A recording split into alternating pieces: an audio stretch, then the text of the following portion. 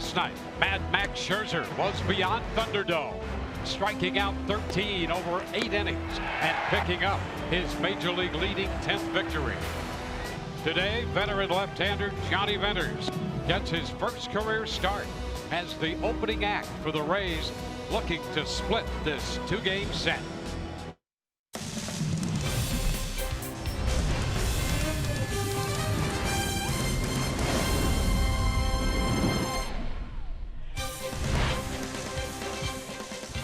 We welcome you to the nation's capital, Washington, D.C., in the shadow of the Washington Monument there, and adjacent to the Navy Yard in southeast Washington, D.C. We welcome you to Nationals Park. Hi again, everyone. Welcome to an afternoon of Rays baseball with Brian Anderson, Dwayne Stats. Great to have you aboard. We'll be hearing from Michelle Margot as well. Well, a little bit of a homecoming here for the Rays catcher.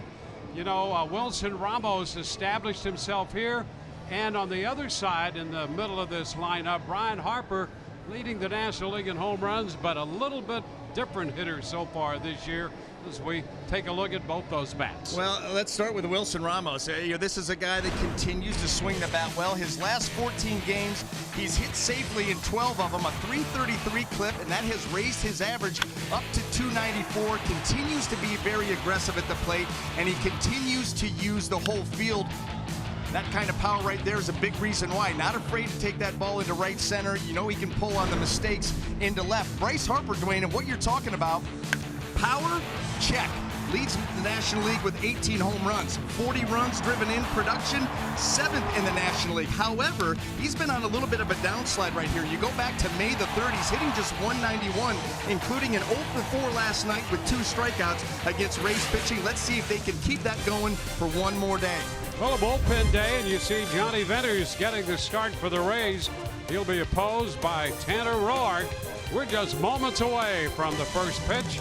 Temperature in the low 70s here in Washington, D.C.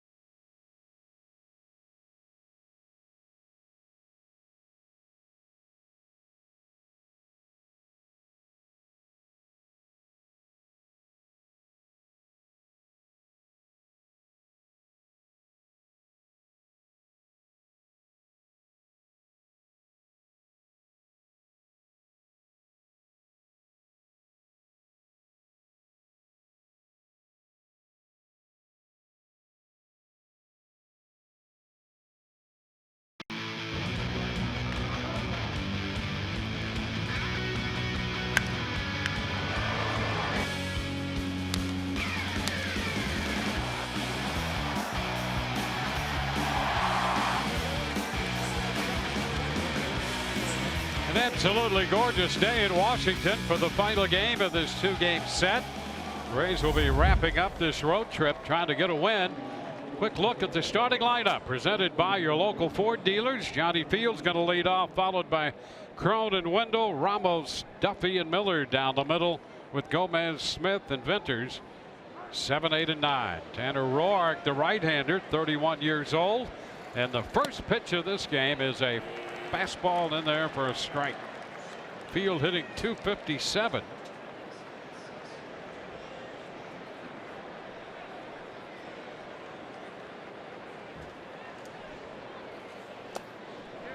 And there's a strike as he tried to check 0-2. Well, Dwayne, let's take a look at the scouting report here on Tanner Roark. Mix and match. That's the kind of guy he is. Fastball, slider, curveball change, and does a really nice job of mixing all his pitches and not falling into patterns. And I'll tell you what, a tough series. Well, you look at what he did in the series against Atlanta. Started game one, took the loss in that, had to come in relief after Jeremy Hellickson came out of game four start a little bit early, came in late in that ball game and picked up the loss in that one. So you're talking about a start, a relief appearance, and 2 losses in one series. 2-6 overall on the year. He was a 13-game winner a year ago and a 16-game winner the year before that.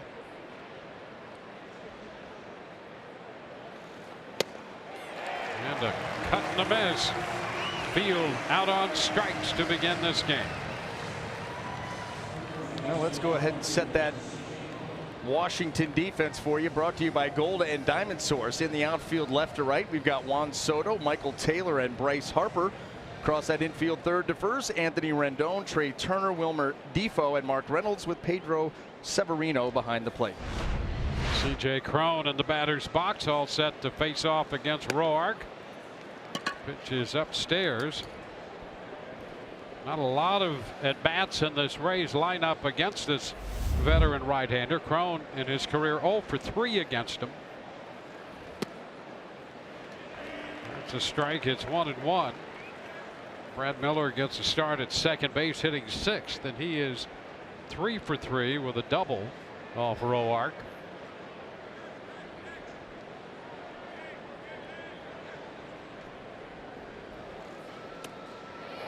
And a wave and a miss. 1-2. Breaking stuff right there. Curveball. Well, a big curveball right there at 74 miles an hour. We saw the slider to get Johnny Field. That was at 85 with some good tilt to it. Fastball's not going to be overpowering, 90, 92. And there is one upstairs at 91, 2-2. You know, and then he'll mix in that changeup. So he has the 4 offerings. He uses them enough that you have to give each of them their proper due.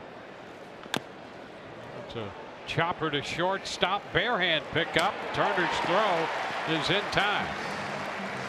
Turner playing it off to the right-hand side with the right hand. Boy, these are not easy plays. You look at him set his feet. He starts getting his footwork ready to throw that ball as he's gauging it, and right there with the bare hand already in throwing position and gets it over there.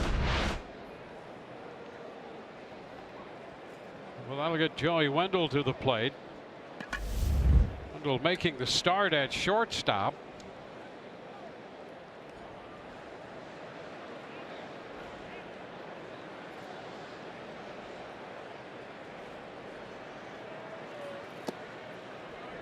And a pitch down and in.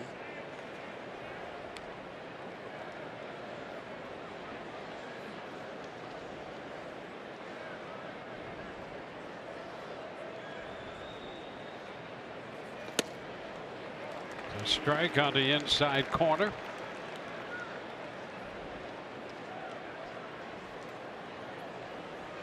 Two outs, a strikeout, and a ground out to begin this game.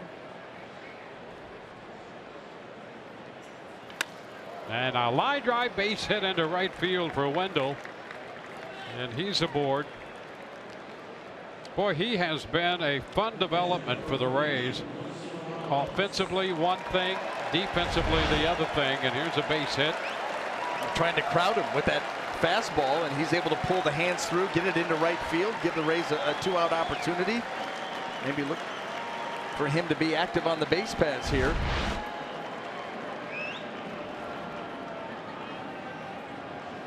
Wilson Ramos.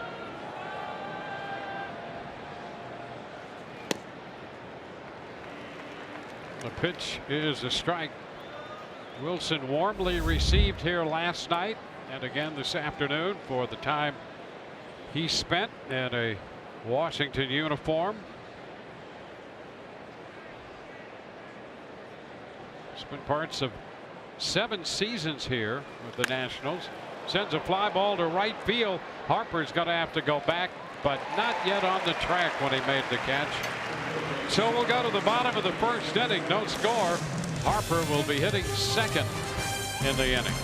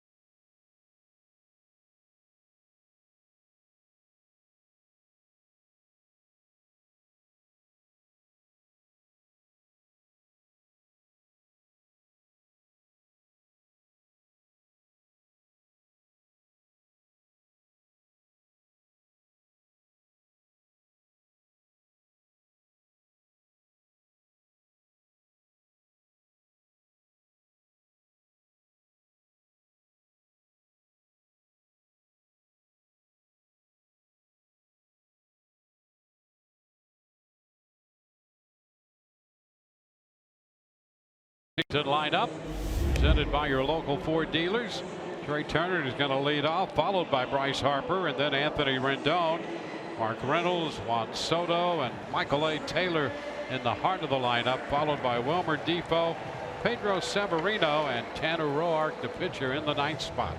Well, Johnny Venters is going to get the call here this afternoon to open this one up. The first time he will have done that in the major leagues. Has plenty of starts in the minors. Actually came up as a starter, but first time in the show. It's a ground ball, and it's going to get past Crone into right field. And Turner on the first pitch just got it past Crone just to his left.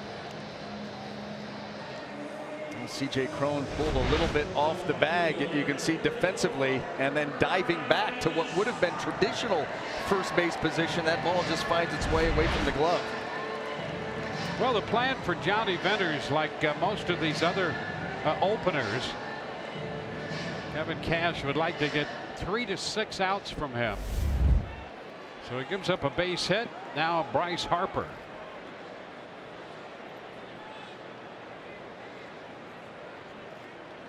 The pitch is down and away. Figure to see Ryan Yarbrough for most of this game, but they say not necessarily to follow Venters, so we'll wait and see what the Rays have in mind. Yeah, it'll be real interesting to see how Kevin Cash pieces this one together for sure. The fastball at 92 misses inside, 2-0. Yeah, not nearly as cut and dry of a situation that we've seen in the past with these openers. And so you've got Bryce Harper obviously to try to help neutralize him. You've got Juan Soto coming up in the 5th hole.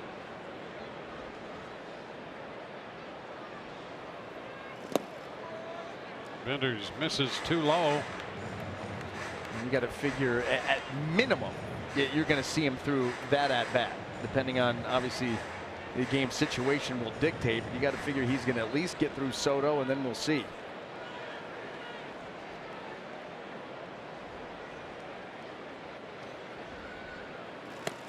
There's a strike on the outside part of the plate. Well, Johnny Venters making his first start. First pitcher in Major League history to start a game after 3 Tommy John surgeries.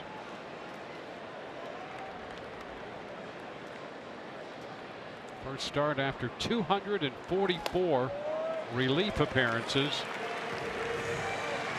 Well, now he has 2 men on. Maybe now he feels more comfortable.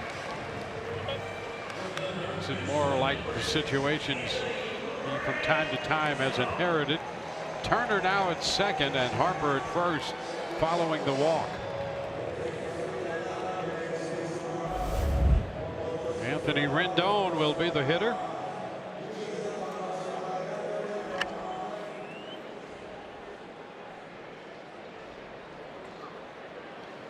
Rendon 250 on the year with 6 home runs, 17 runs batted in.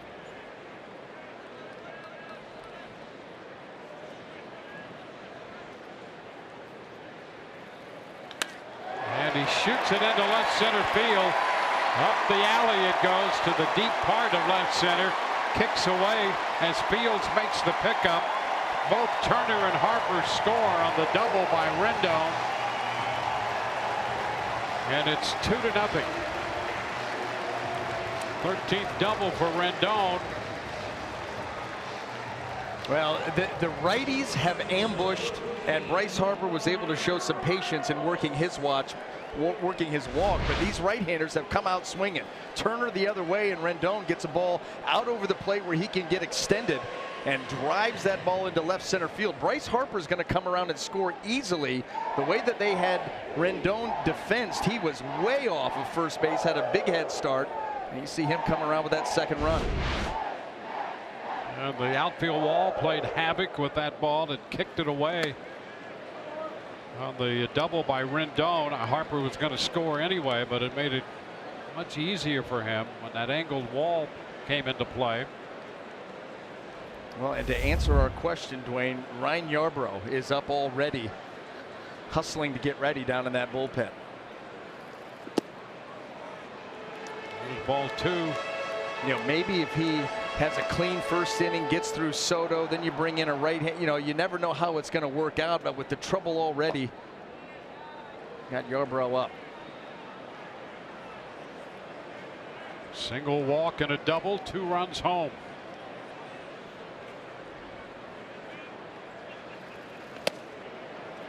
Now 2-1 on Reynolds.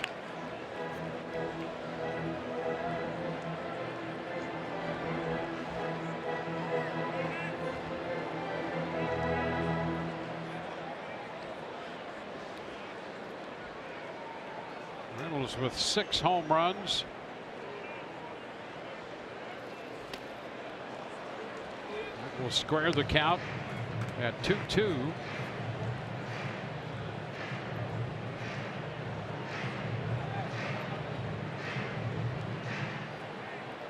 Reynolds with 7 separate clubs in his time in the big leagues.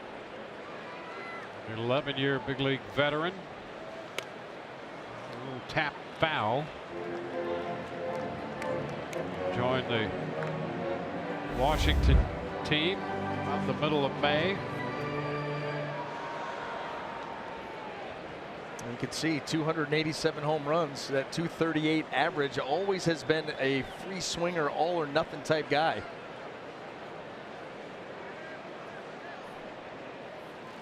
And he is out on strikes, a foul tip strikeout right there. And that's the first out. Let's take a quick look at the Rays defense and see how it's going to line up here this afternoon. Brought to you by Golden Diamond Source. In the outfield left to right, we've got Johnny Field, Malik Smith, and Carlos Gomez. And across that infield third to first, Matt Duffy, Joey Wendell, Brad Miller, and C.J. Cron with Wilson Ramos behind the plate.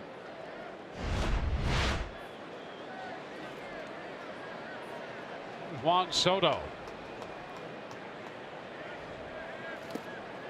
Pitch low, and just for a moment Ramos lost track of where that pitch might have been on the little deflection. 1 ball, no strikes.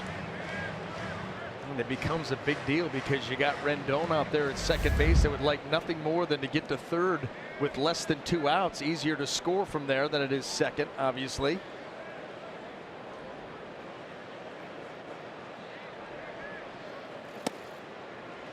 And now there's ball 2. 2-0. Just 19 years old, Soto.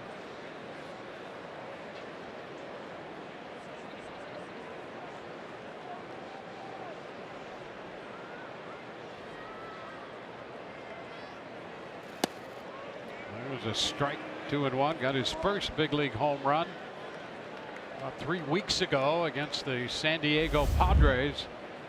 Hit a big home run for them in the Atlanta series.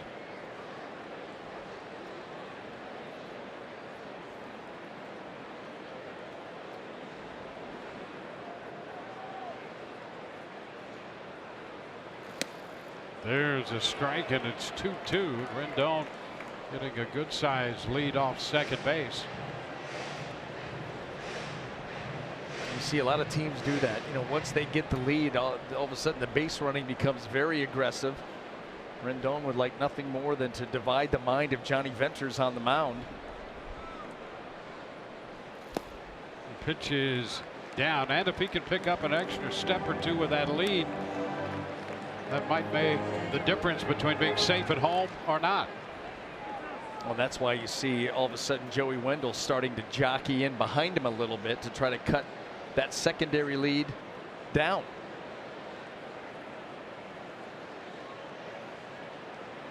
Three-two is ball 4, a fastball that missed. Second walk of the inning. Puts a man back at first. First and second with 1 out, 2 runs in. The hitter will be Michael A. Taylor. Boy, good patience shown there by Juan Soto. You realize, I mean, when you talk about the Washington Nationals, a first division club with high expectations, how comfortable they have to be bringing up a 19-year-old to put immediately into this lineup. I mean, the comfort level at his development and his maturity as a hitter to come into this type of situation at just 19 years old. Put together a good at-bat there. There's Michael A. Taylor. And there's a ball. So Venters behind Taylor.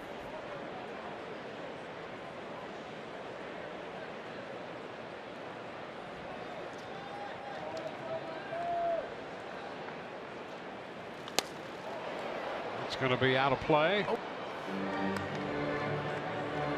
Ball 1 strike. Well, the Nationals have not been without significant injury this year. And look at the list right there. I mean, those are key elements to their team, those guys. Those are known players. Yep. I mean, these are, you know, even if you don't follow the Nationals, you know who these guys are. Significant losses. Well, that, you know, listen, that's why you see a Juan Soto up here in the big leagues, and it's what it has allowed, outside of playing well too, the Atlanta Braves to be leading this division right now.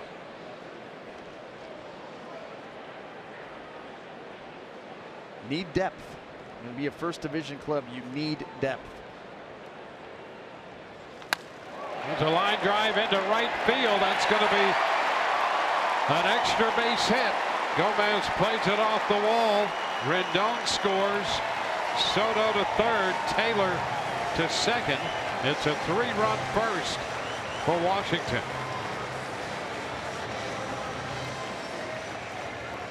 Double number 15 for Taylor, out of the reach of Gomez.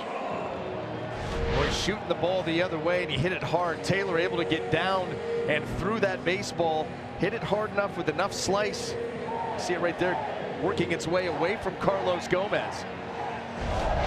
And that's going to be it for Johnny Venters. He faces 6 hitters. And a call to the bullpen brought to you by the Florida Lottery.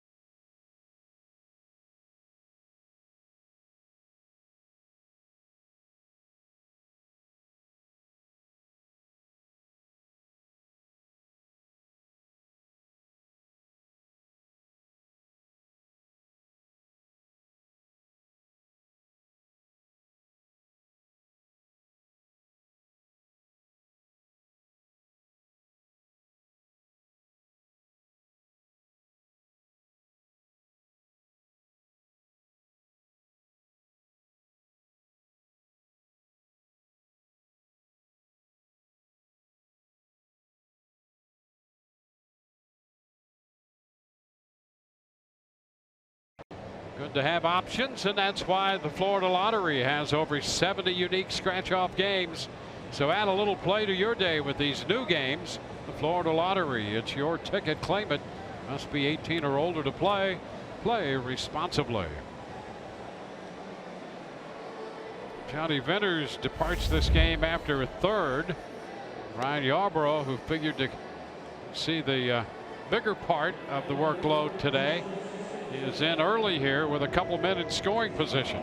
I'll tell you, he's having a nice rookie season too. On for the 14th time, has started 3 of those games. Record of 4-2. The ERA very good at 3.38 and 53 in the third. Throws strikes, works quickly, mixes his pitches well. And the first man he faces will be Wilmer Defoe with the infield pulled in. Soto at third, Taylor at second. Speed on the bases. And a cut and a miss, strike one.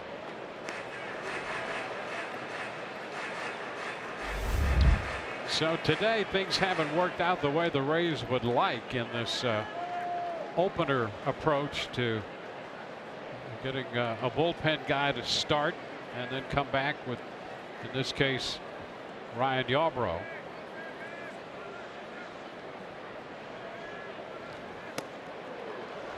It's 0-2.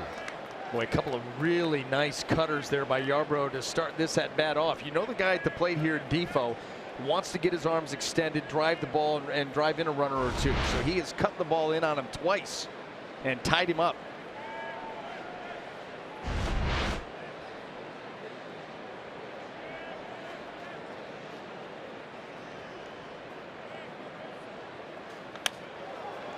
He lifts a pop fly into shallow left. Field coming in to make the catch, and the runners will have to hold. So Defoe is retired. A big out there with 1 out and men at second and third. Yarbrough comes in to retire Defoe. Never strayed from the game plan. Wants to extend his arm. I'm just going to keep cutting it in a little further each time. And he got the little jam soft pop up into shallow left. For Yarbrough to be a rookie has shown some calm and cool out there on the mound, and has also displayed a pretty good idea of what he's doing. Well, he's going to put Severino on here to get to Roark with the bases loaded now with 2 outs. So the intentional pass sends Severino down there. Roark 2 for 22 as a hitter. He takes it down and in. That's one of the cases where I don't like the intentional walk, just telling him to go down there. You know, from our vantage point up here, you know, closing in on Mars, it was tough to see that. It is pretty difficult. We are definitely watching this game from a bird's eye view. We've seen the other side of the moon. Often wondered what was going on that side. 1-1 the count.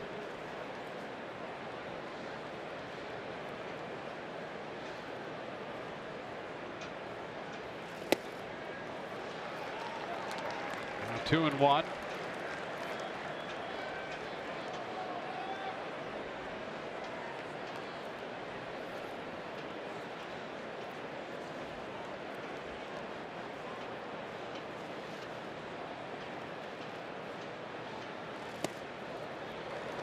Now Yarbrough has fallen behind the opposing pitcher. 3 balls and a strike.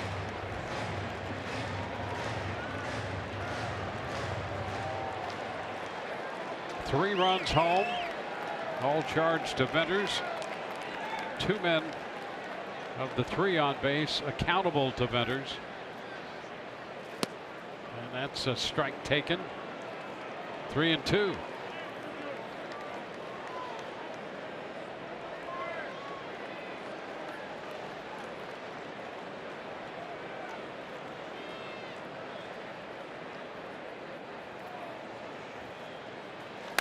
And a base hit into right field by Roark.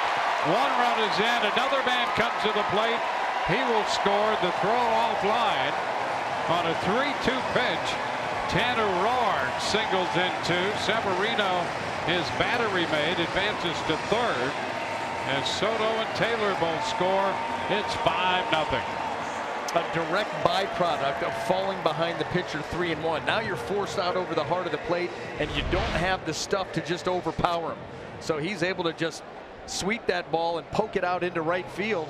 And with the bases loaded and everybody running, here comes two more. So his second and third runs batted into the year for Roark. And here's Trey Turner, the top of the order.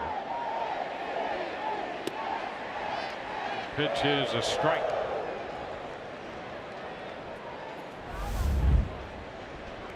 So that will complete the line on Venters. A third of an inning charged with 5 runs.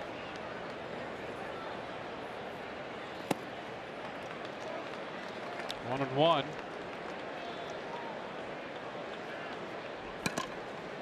The Rays digging a big hole for themselves here in the first inning of this game. And at center field, it's Malik Smith waiting for this one, and he makes the catch. 10 men come to the plate for Washington. 5 scored, 2 left. 5-0 through 1.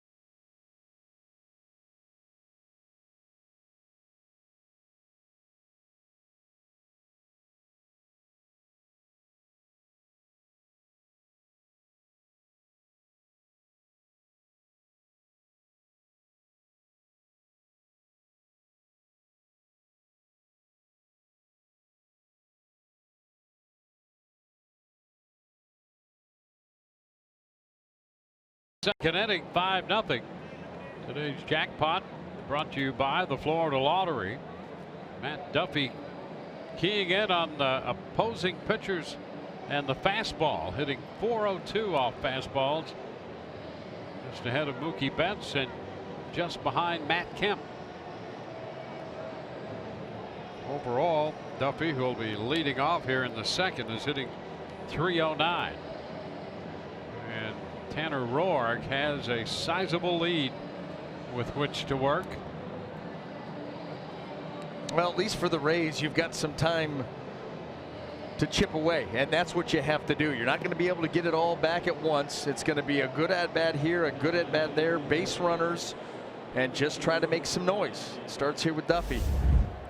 Now the game plan now is hold them and chip away. Well, we know that Yarbrough can get on a run. You know, he's going to work quickly, throw strikes, hopefully put up some zeros. Duffy, Miller, and Gomez against Roark in the second inning.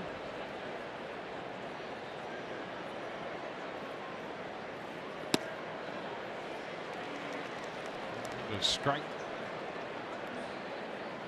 Don't want to have to tap into our stash too soon. No, no.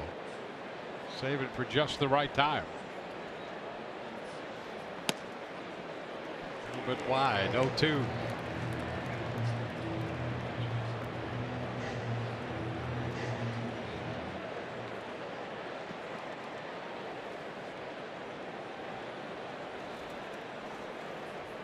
Next one is wide, breaking ball.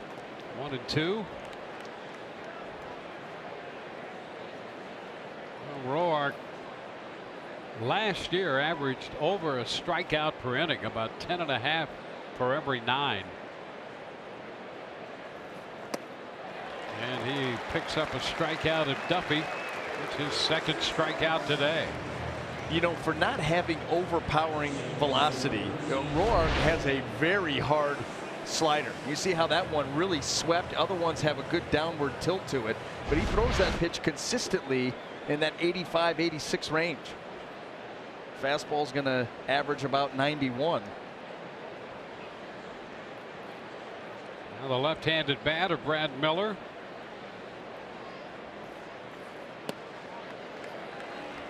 Takes a strike, curveball to begin him. Well, Miller, as we mentioned at the outset, 3 for 3 with a double off Roark, and so he starts him with a curveball to get ahead. 1-1 right now. Miller drove in both runs for the Rays last night. The Rays scored 2 in the 8th off Max Scherzer. There's another base hit for Brad Miller into right, picked up by Harper. So 1 out single. The Rays have a base runner. See what they can make of this. Continues to see the ball well off Roark and gets a fastball that just missed its location. He wants that ball sinking down in a way it stays middle in, and Miller ropes it into right field, and here you go. Here's Carlos Gomez. Well, the combo of Miller and Gomez, 5 of 6 in their careers off Roark. Gomez takes it too low. No ball, no strikes. 1 for 3 night last night for Gomez. He singled in the 8th inning. That led to the 2 runs for the Rays. Shoots it into center field. Taylor is back though with room and makes the catch. 2 gone.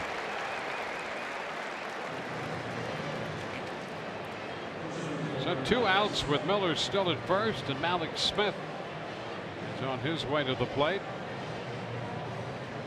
Malik's 0 for 3 last night, and rather quietly was ejected from the game by the plate umpire Will Little. He didn't like the check swing call in the 8th inning and wound up being ejected. Well, you know what? And we understood that he did not go at all. It wasn't really even a close call. However, Malik's was saying that it was more about the Marvel Comics that he got ejected for a little disagreement on who the better, you know, superhero was. Yeah, that's just going by what the man difference said. of opinion. Yeah, Superman or Batman, and apparently he ended up on the wrong side of that argument.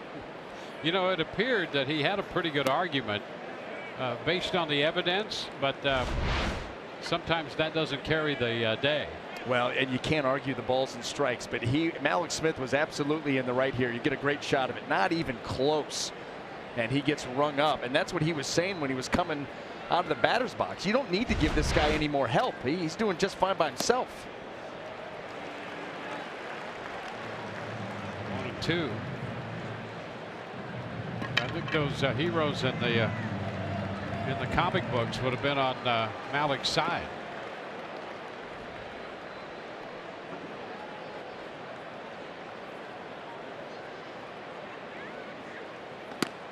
Upstairs, 2-2. I'm being corrected, Dwayne. You are. Yeah, Batman and Superman are DC comics. I got you. Not Marvel. It goes to show you that I haven't gotten into that realm since I was like 12. Well, you know, you can't be right all the time. No, listen, Batman and Superman growing up were awesome. Yeah. But then you turn 14 and you move on to other stuff. Yeah. But they've made a pretty sizable comeback here. And people dig it. Full count on Malik's here with the runner aboard, 2 gone. And that's foul. Out of play behind the visiting dugout.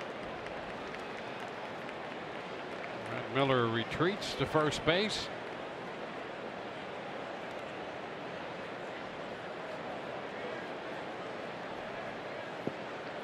Rays had a 2-out base hit in the first from Joey Wendell. He was left on.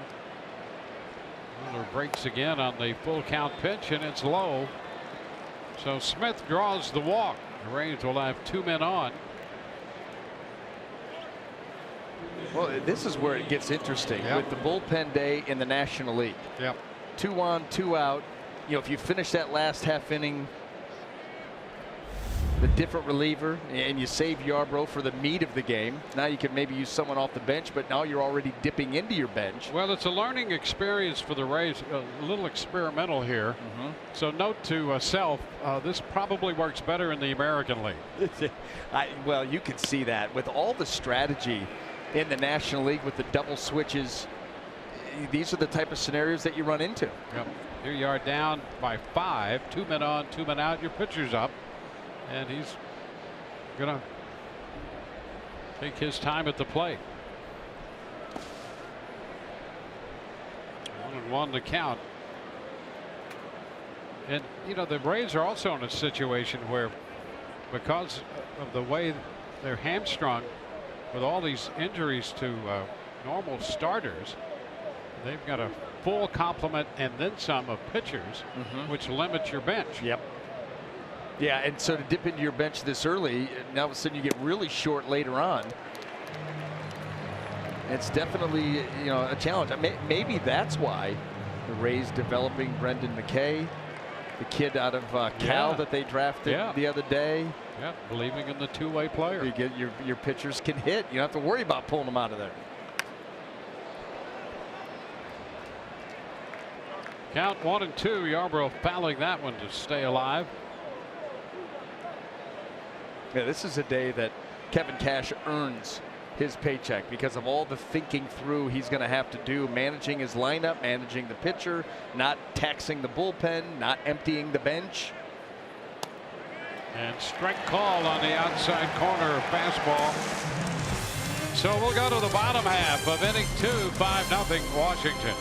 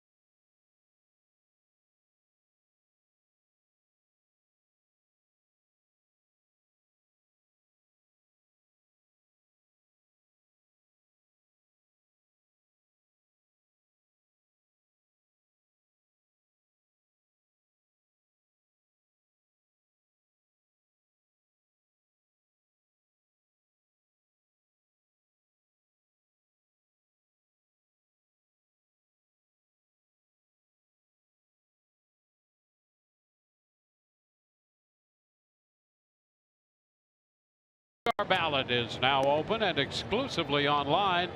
Make sure your favorite Rays are represented on this year's squad by voting at RaysBaseball.com/vote. Catch all the excitement of the 89th MLB All-Star Game, presented by MasterCard, July 17th, live on Fox.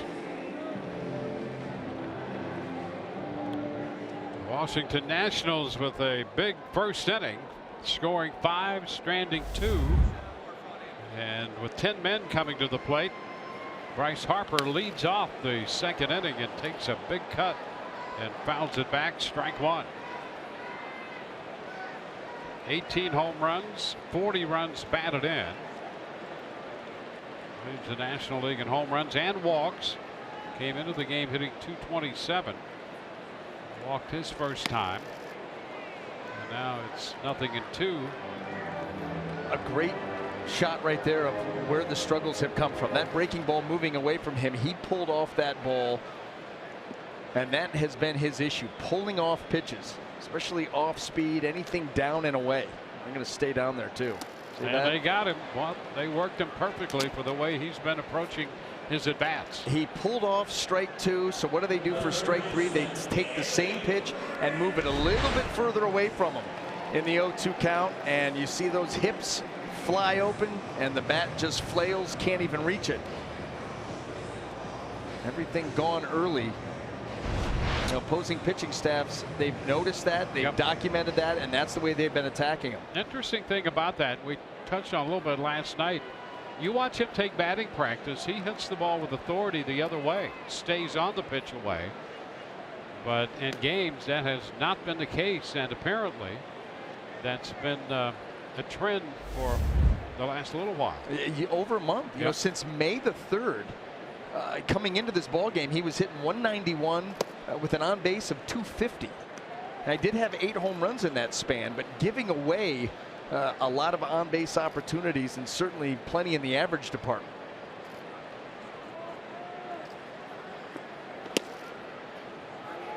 Two and one. Interesting if you look at his numbers and his production.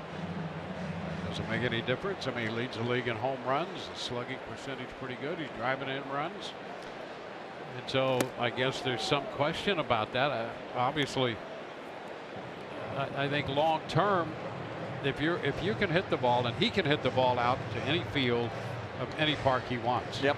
So if he hits it the other way, that's going to ultimately help him with the pitch in.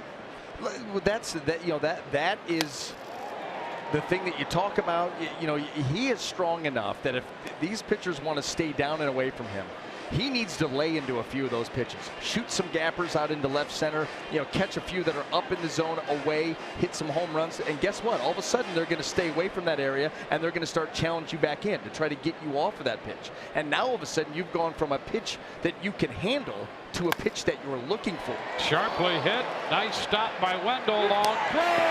Got him at first base on a nice scoop by Crone. And a nice play by Wendell, who's in there at shortstop today. And he guns out Rendon. Dwayne, you mentioned Joey Wendell's defense earlier in the game, but it has been spectacular.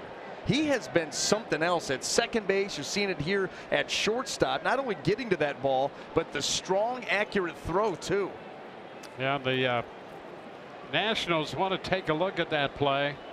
Davey Martinez indicating to the umpiring crew that they'd like another look at this. So we'll see. Out the call, and Sparksdale there at first. And this is a challenge. You know what, Dwayne, and I think that Davey Martinez has a pretty good case here. But when you get that camera shot from left field and watch that ball headed towards the glove, the foot is down before that ball is in. This is going to be overturned, and it shouldn't take that long.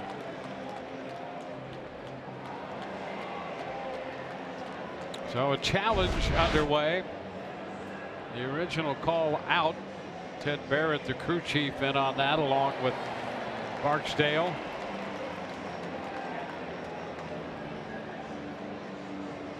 Well, Joey Wendell really couldn't done anything different. Here's the throw. Here's Rendon. There's the hop. Let's see the foot. Foot gets there. It'll be interesting. And again, when you get the call in your favor, that's a big part of this challenge process, because it's got to be clear and convincing to overturn it. Well, unless it's game 1 of the NBA Finals. Other than that, you're absolutely right. And that's a completely different matter. So they're searching for all the angles they can find there, while Barrett and Barksdale await word. I mean, the foot's on the bag right there clearly. Now, does that constitute? I'm going to put the dollar, Dwayne, on this one being overturned. Yep. Could be wrong because the call did go the Rays' way, but I'm going to go overturned here. Yeah, He's I gonna put be a safe. dollar up, but I gave my last dollar away. I saw that. I saw that. That was last night. Yeah. You're a good man. And you're going to take the dollar. I know who to go get it from.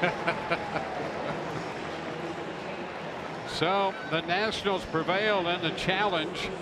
Rendon has a base hit. And a great effort right there by Wendell.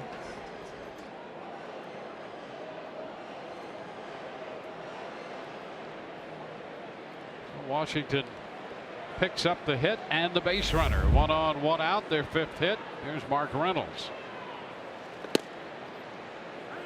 Pitch is a strike.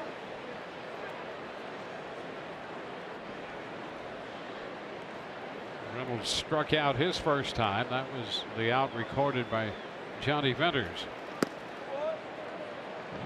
1-1. Ryan Yarbrough, the lefty, following Venters. 26-year-old left-hander out of Old Dominion.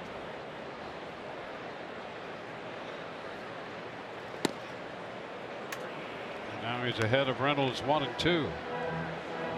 The other thing about waiting the challenge, if you're the pitcher out there, that's an unnatural amount of time to wait between pitches. And he comes back and strikes out Reynolds. Second time Reynolds has struck out today. And 2 gone. And you got to figure that it really would affect, potentially affect a guy like Ryan Yarbrough more than other guys because of how quickly he works. And so not only do you all of a sudden you go out there to start an inning, you're in good rhythm, and then all of a sudden there's a 2.5 minute break.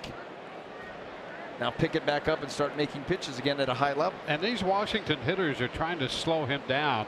Soto took some time getting in, settled in. Even in the box, they're taking a little extra time before Yarbrough could start his sequence of pitches, and misses with the first one 1-0. It's the beautiful thing about Major League Baseball. There are no secrets. You put a little bit of time in up here, the scouting report gets out on you, and then here comes the adjustments to you. And that's one of them, slowing down his pace, because we've seen Yarbrough almost stand on the rubber to take the return throw from the catcher.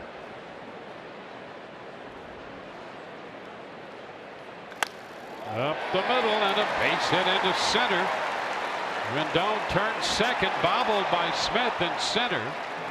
And Rendon will go to third. He was headed there anyway on the base hit up the middle by Soto.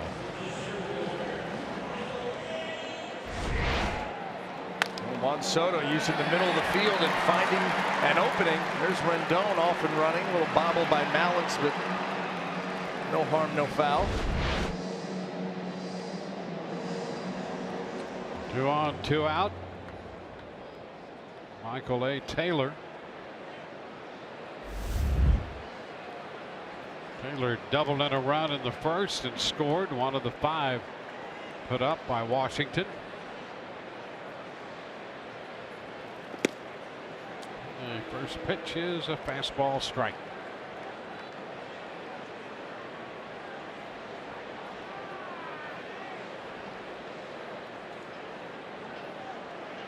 Taylor went 1 for 3 in last night's game.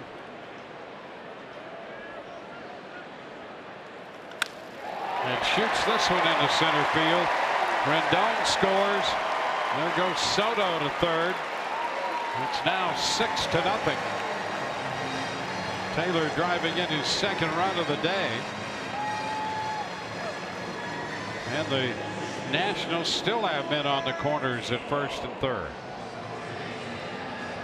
It's just been a nightmare beginning here for the Rays.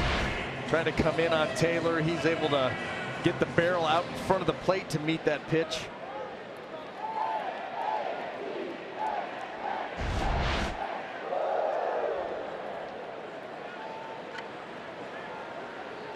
And here's Wilmer Defoe.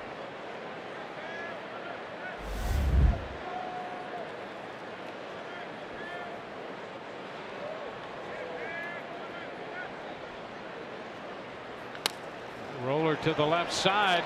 Diving stop. Duffy goes to second, and they get the force play down there on Taylor. And Taylor, so fast, made that one very close at second base. And Davey Martinez saying, wait a minute, they might want to look at this one as well. A diving stop by Duffy.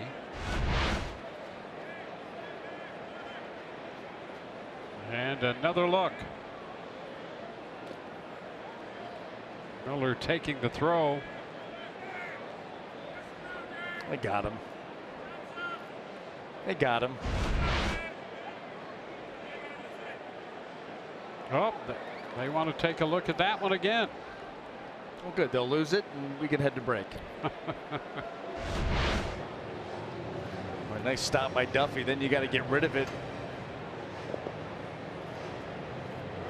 That is awfully close. But once again, at least this call went the Rays' way. Let's see them. Yeah, they got him.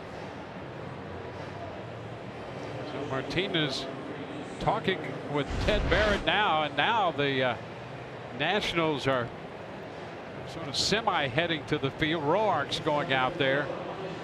So I wonder what they're actually going to do, because Davey Martinez gave the indication that he'd like to look at it, but nothing has taken place to this point. Yeah, no, that's this will be interesting to see how this turns out. We'll be back and see.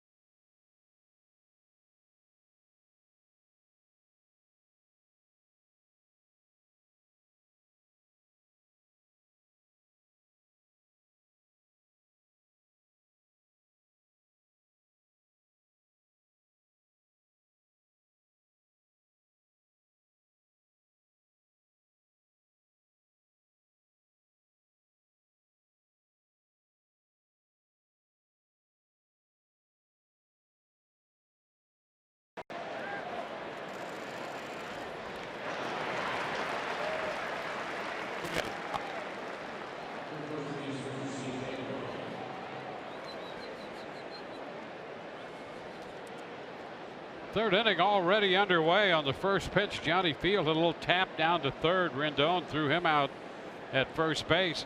I'll tell you, I think the Rays a little disappointed that they at least haven't had a discussion here with Ted Barrett over all of that.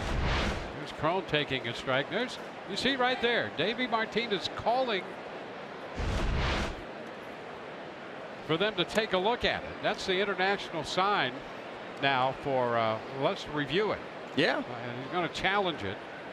And then must have gotten word in between then and the time that Ted Barrett made his way over that, you know what, we shouldn't be challenging this. Shot back into center field, and on the track is Taylor. Crone's his second out. And then he had to crawfish his way out of it. He did. I'll tell you, he did a nice job there. And I mean, of course, we've known Davey forever. He's got a great way about him, and apparently talked his way out of a challenge that he would have lost. Yes. After calling for it. And Ted Barrett went over there, and they had a nice old discussion. The velvet tongue of Davey Martinez. Yeah, that's right. I like that your point in the break was the Rays should have challenged the fact that the Nationals challenged and then rescinded the challenge. You can't do that. So they should be without a challenge now. They should. I mean, if I'm the Rays, I have to argue. You know, that's one of those cases where, you know, we don't have many vehement manager umpire arguments anymore. But you could see how that one could be a heated argument. And for no other reason than the entertainment value intrinsic in that. I think you should. And I think it was clear that Dave Martinez tried to get a challenge there and then was notified later, forget about it. 1-2 the count. Well, and you know that Kevin Cash is in no mood right now. Yeah. He is in no mood, so he could have gotten his money's worth there. I think so.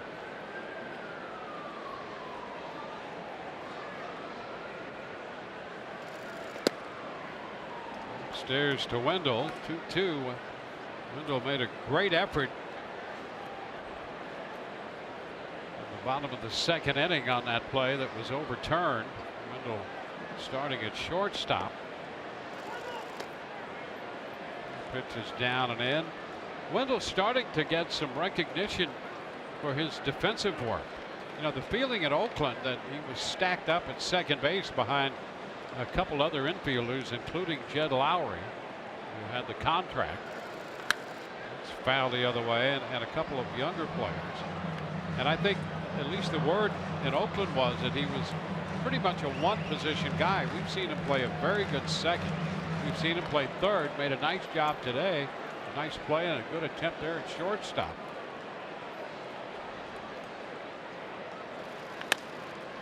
Ground ball handled by Defoe from short right. The second baseman throws out Wendell. We're headed into the bottom of the third. It's 6-0 Washington.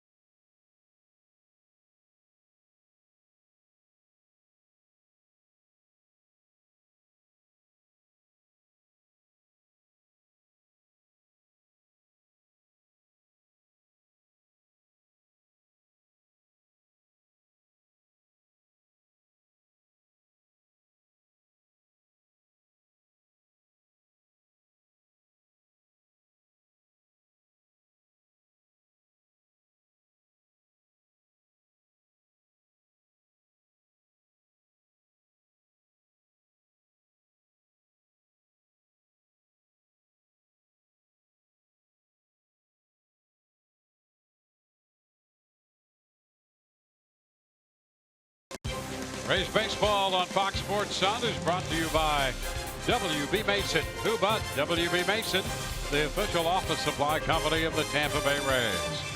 By Publix, where shopping is a pleasure. And by Geico. 15 minutes could save you 15% or more on car insurance. First pitch, the bottom of the third, skied down the right field line, and that ball just fair, caught by Gomez to retire Pedro Severino. Pitch one out here in the home half of the third.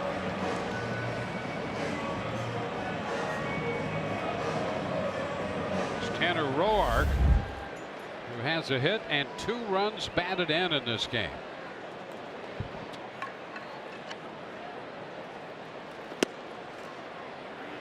Pitch is a strike call.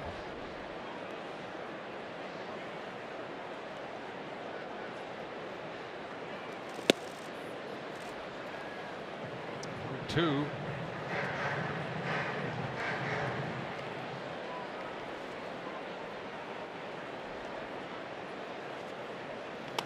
Little tap right back to Yarbrough.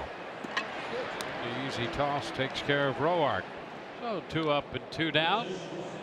That's what's coming up tomorrow on Rays Live, the pregame show presented by your local Honda dealers. The Rays bullish on the bullpen. We'll be with you at 6:30 tomorrow to begin our coverage from Tropicana Field as Orestes breaks down Nelson Cruz. Seattle Mariners in tomorrow. It'll be the beginning of a 4-game series against Seattle. Yeah, and the Rays with a little bit of payback in mind after what Seattle did to them out west on this road trip. Yep. Rays got off to a good start in Oakland. Ran into trouble in Seattle. They've dropped the first 2 here. And trail. Well, they dropped the game yesterday and trail the second game here. Ball 2 strikes. Still got some time left, but they're going to have to get busy here in this one.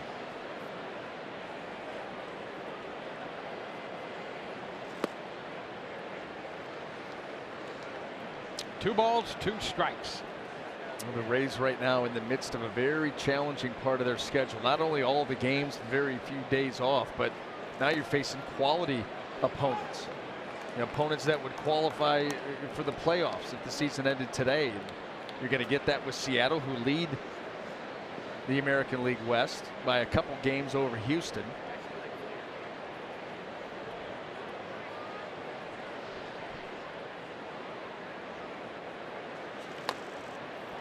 Tap foul. Another 3-2 pitch in the offing here to Trey Turner. And there's the West right now. Seattle up by 2 over Houston. The Angels 5 back, and Oakland now a game over 500. High fly ball deep into left center field. Field and Smith at the wall makes the catch.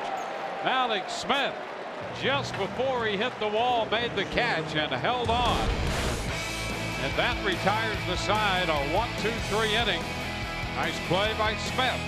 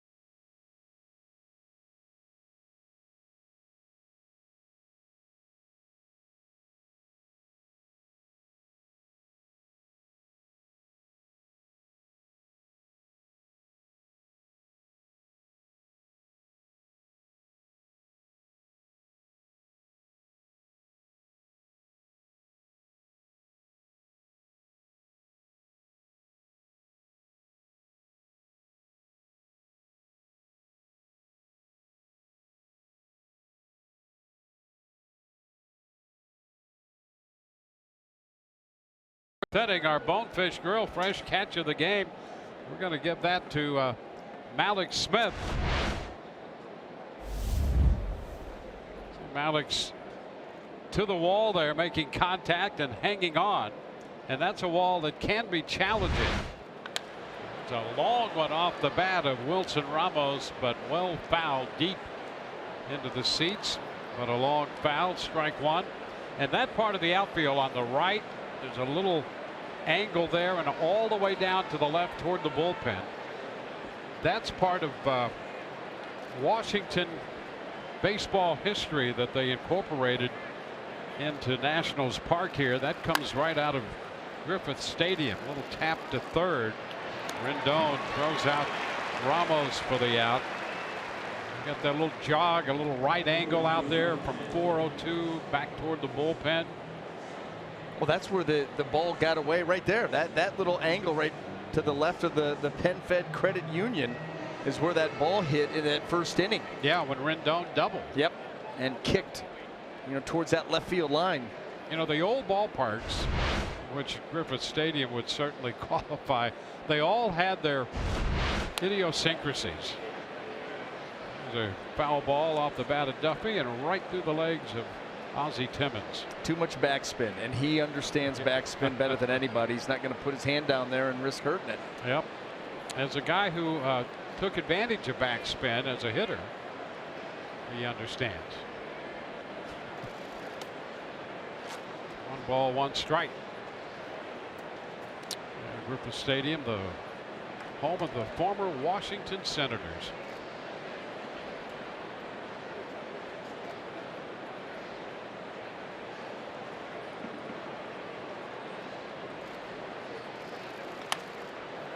So 1 hop picked up by Defoe, the second baseman, and Duffy is out of there. The Senators' long time here in Washington. Actually, 2 editions of the Senators. The original club actually went to Minnesota, became the Twins, and then in '61 the Senators were a brand new expansion team that played here until they went to Arlington, Texas, and became the Texas Rangers.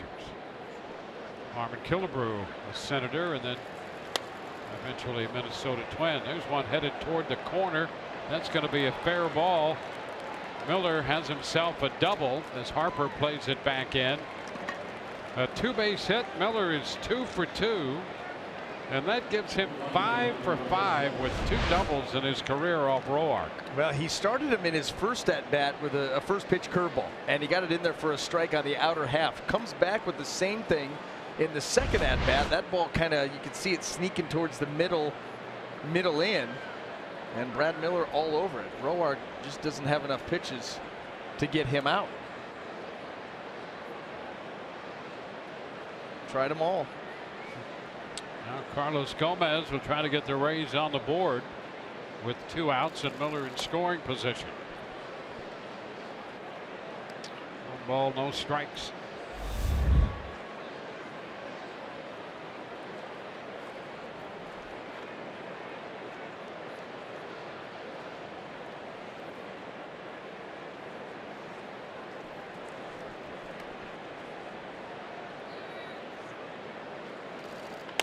That's a line drive base hit into left.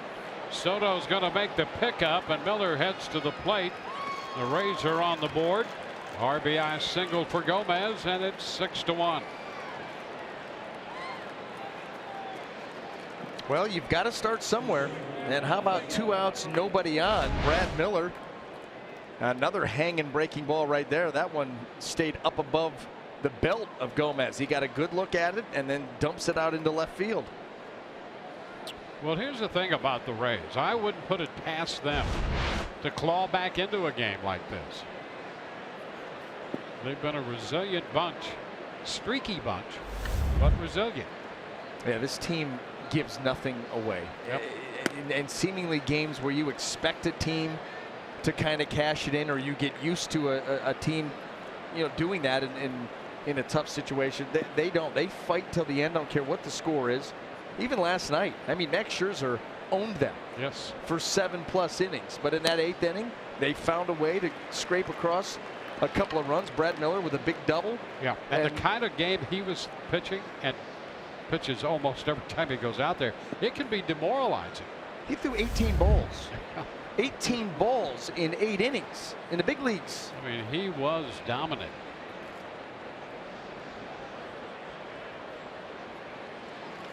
There's a line drive, but right at Rendon. Smith is out of there. A run on 2 hits and a man left, and we go to the bottom of the 4th, 6-1.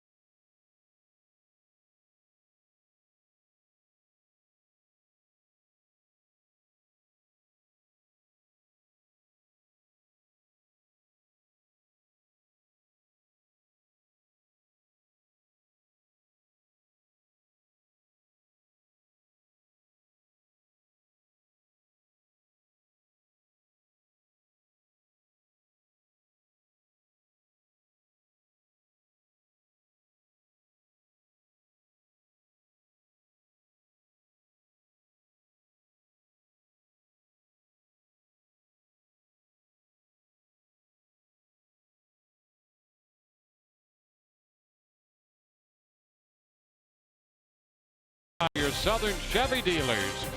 By Eldorado Furniture, a different kind of furniture store for over 50 years. And by your local Ford dealers. Well, the Founding Fathers race there. And I guess Thomas Jefferson won that heat. Is that right? He did. And, you know, how about Teddy Roosevelt? A strong second. You know, Teddy quit last night. You know, and that's hard to fathom. It is. Teddy would quit. Hasn't had a lot of success in the race, but completely shut it down last night once it had been determined. But followed that up with a nice showing here this afternoon. I'm just sad we're not going to get to see the rubber match in Game 3. That's right. The pitch to Harper is outside. 1 ball, no strikes. Harper walked and scored in the first. He struck out in the second. And a big cut and a miss. It's 1-1.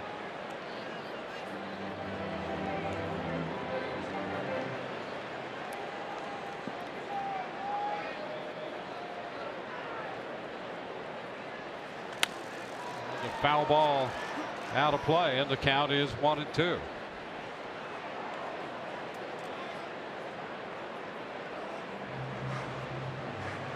Rendon next, and then Reynolds.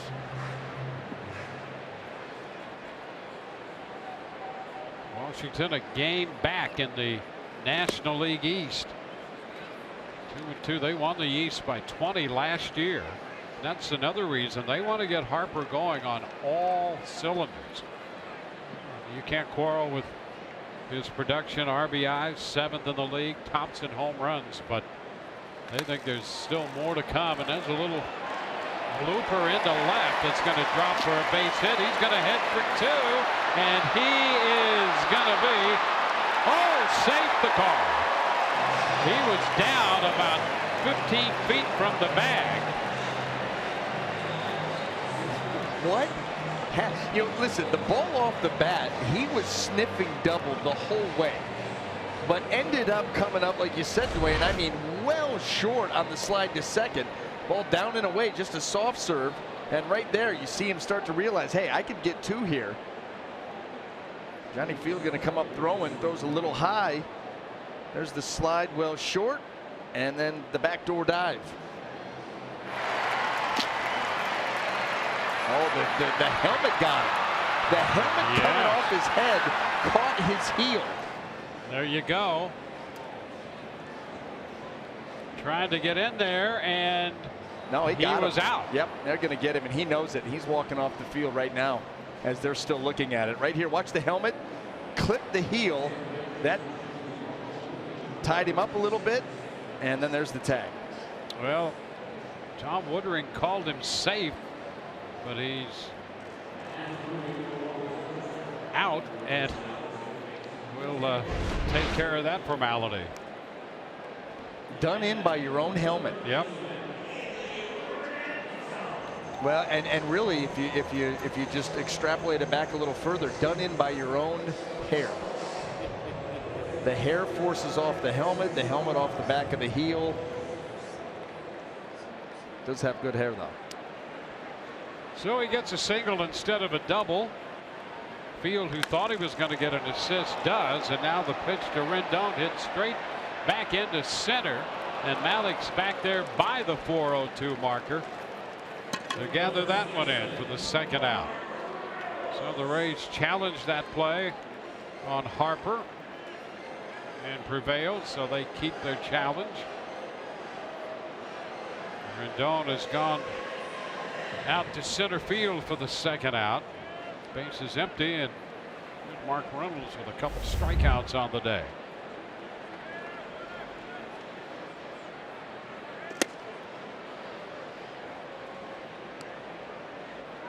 Ball, no strikes.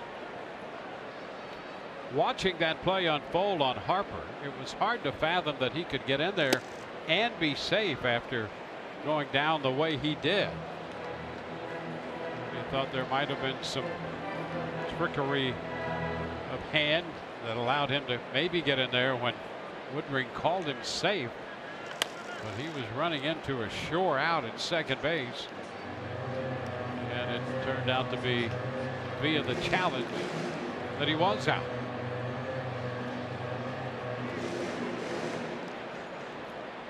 These guys have to be so sure nowadays with their tags.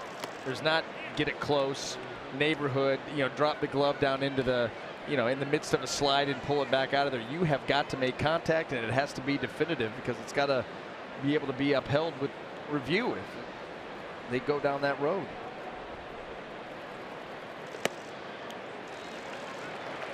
And that pitch missed.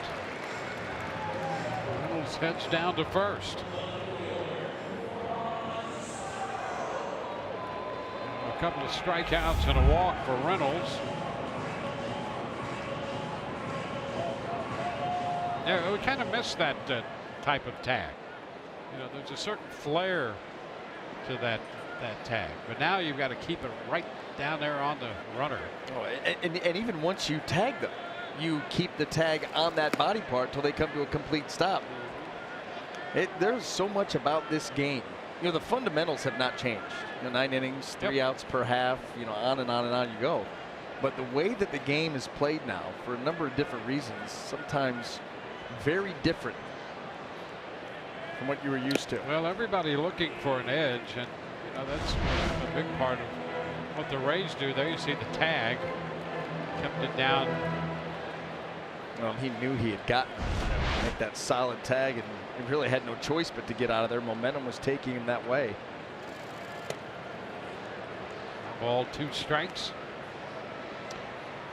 Well, the Rays fell behind when Washington scored 5 in the first. They added another run in the second. The Rays picked up a run in the fourth.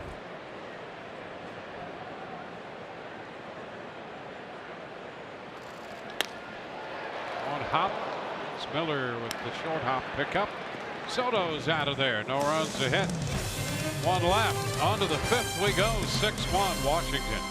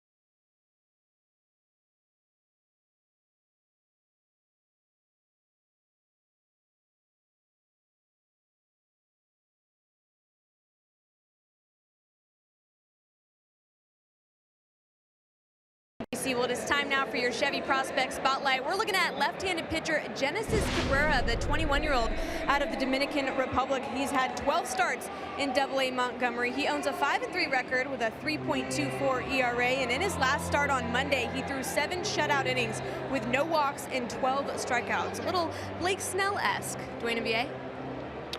Well, another of the Rays prospect at the AA level, and with the draft this week, we're going to be hearing a lot more about the infusion of talent in the minor league system. Ryan Yarbrough leading off the 5th, and he takes that pitch for a ball. 1-0. The Rays have called up Diego Castillo. He's a member of the bullpen right now, and another young, strong arm. So we're starting to see a number of the young talent emerge. And Kevin Cash said that Diego Castillo is going to get some opportunities in some high leverage situations. Yarbrough making contact and hits the bounding ball out to short. 1 away.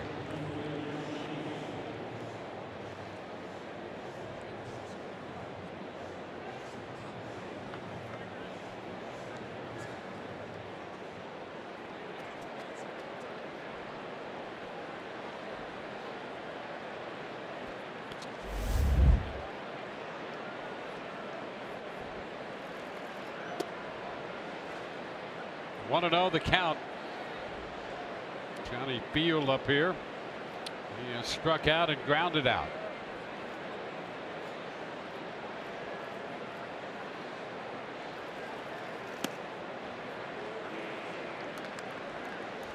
Ball, 1 strike.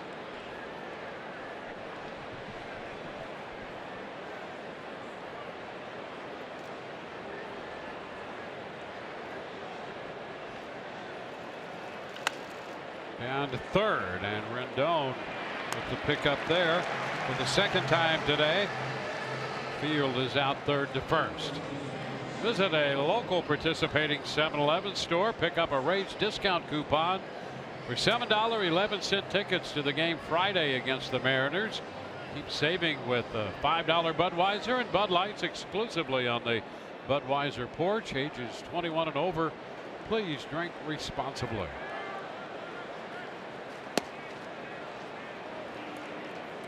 C.J. Cron takes a strike. Seattle yet to set their pitching for that series. Blake Snell and Nathan Eovaldi will work the Saturday-Sunday game. And boy, I'll tell you, coming off the outing that Blake Snell had in front of his family and friends up in Seattle, anxious to see him go to the mound again on that Saturday game. That's a 4:10 first pitch.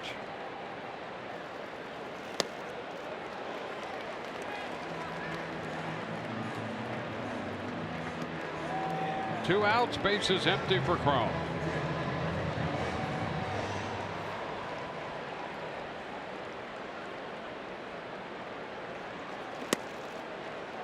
Takes it to 2-2. Roark handed a lead in the first. He's walked only 1, allowing the Rays 4 hits. Big cut on the pitch up and a foul ball back. Fastball up there. 2-2. Boy, the eyes get big.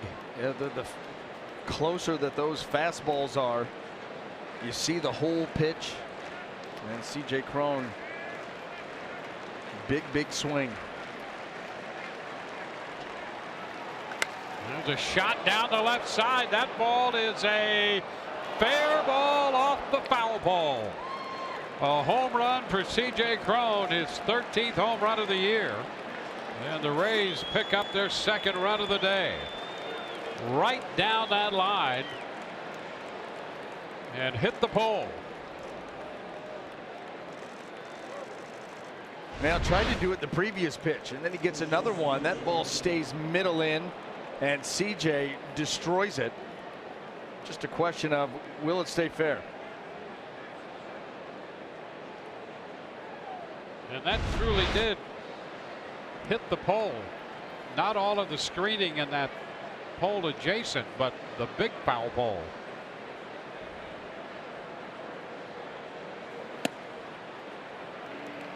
That's a strike to Joey Wendell. The Rays get the home run out of Cron.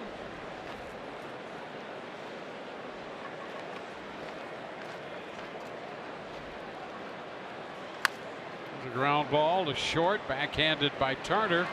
Throw on the money to first. The Rays are out in the 5th inning. They pick up a run on the 13th home run of the year by C.J. Cron. It's now 6-2.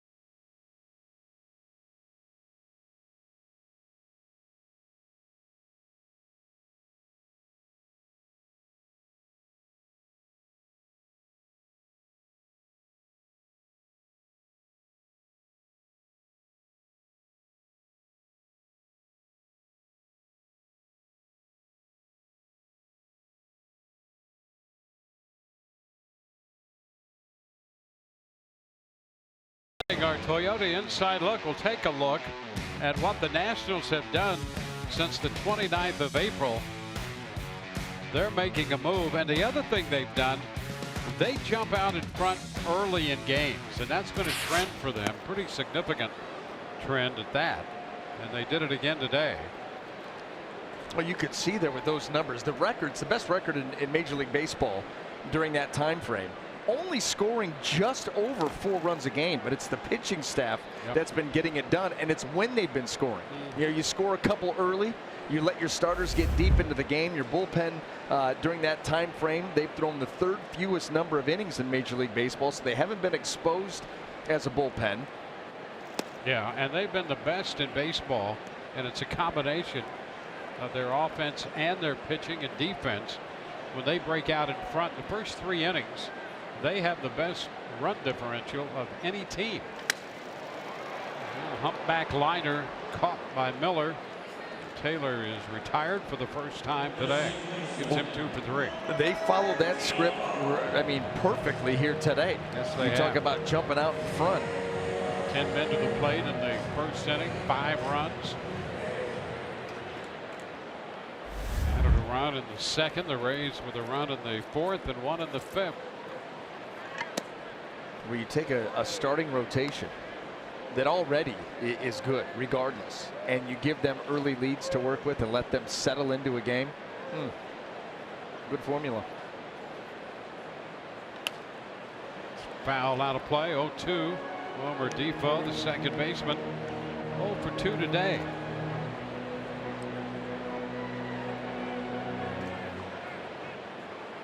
Well, great pitching, and they've had some depth in their organization to counteract some of the injuries. The base hit, couple of hops into right center. Defoe, who's hitting over 340 at home, just 247 coming into this game overall, but over 340 at home, has his first hit of this game.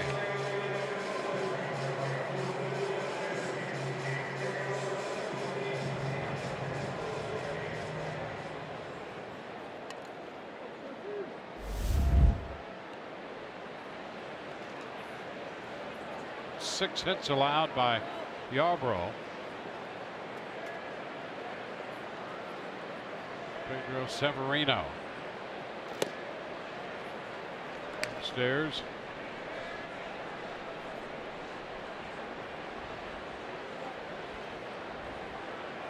Venner's charged with 5 runs. Yarbrough charged with 1.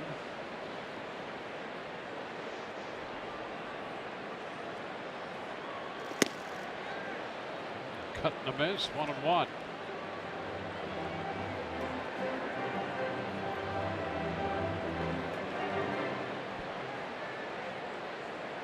Well, the more Yarbrough is out there, I think the assessment when he pitched against the Orioles was that his fastball looked much better, much quicker than it actually is on the gun. Perceived velocity. That's it. Perceived velocity. Yeah. Get that one into the vernacular.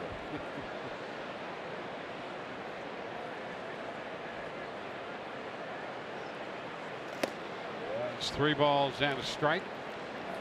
You can imagine, you know, being able to hide the baseball.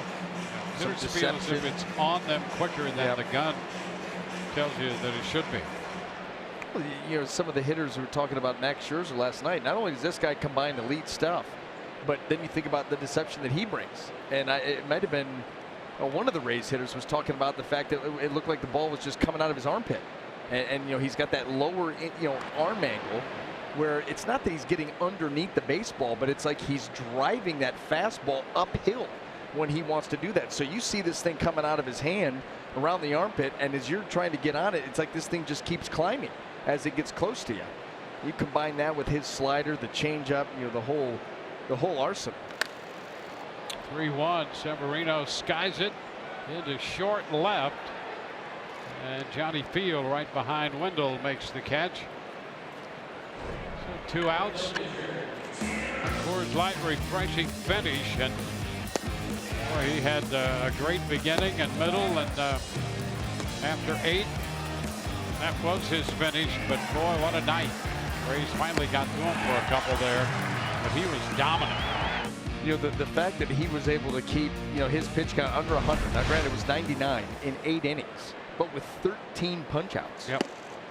Only threw 18 balls, 81 strikes, 99 pitches. That's really, you'd have a tough time doing that in your backyard with the neighbor kids. He's doing it at the highest level of baseball in the world.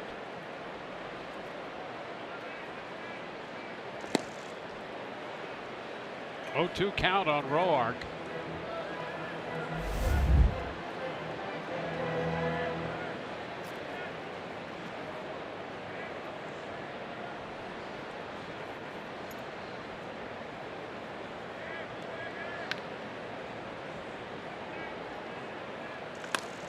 Ground ball, gloved by Miller, and the toss to Wendell. No runs, a hit, and a man left. We go to the 6th inning. Wilson Ramos will lead off for the Rays.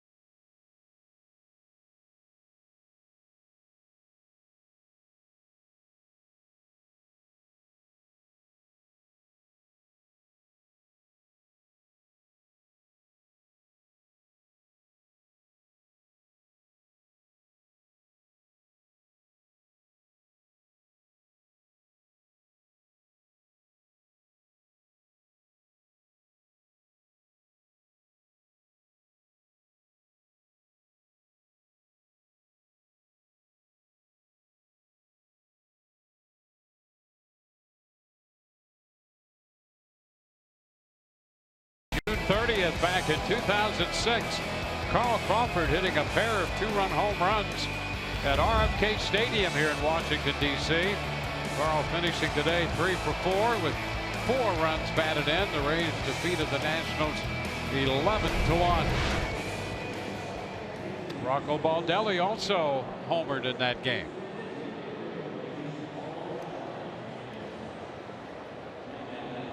How about that for a draft? Baldelli in the 1st round, Crawford in the 2nd round. Not too shabby. It's a pretty good draft. Not too shabby.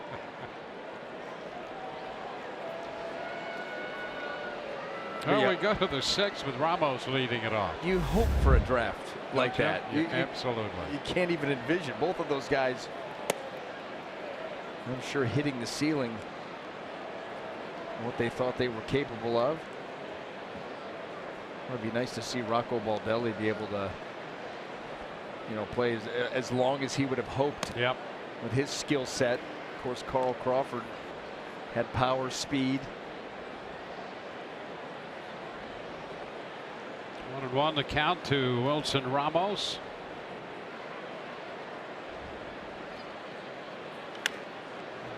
Pops it into center, right center, and then comes Harper. Taylor to make the catch. 1 away here in the 6th inning.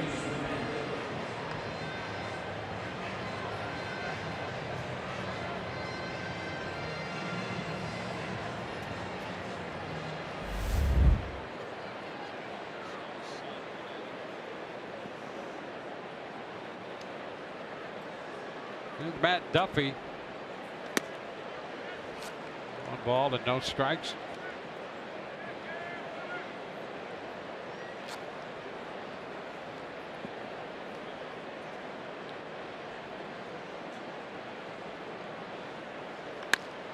a liner into right field. Duffy adds himself an extra base hit here, just below the 335 marker, and he's in with a double.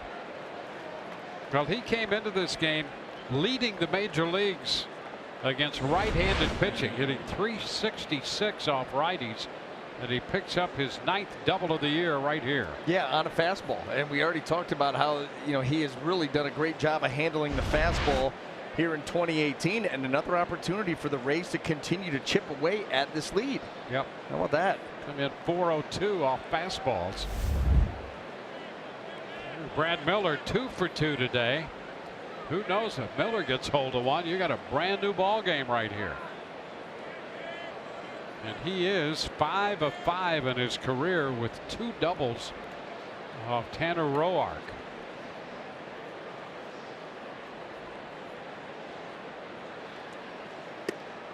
Pitch is too high. Fastball 1-0. Crone homered in the 5th inning.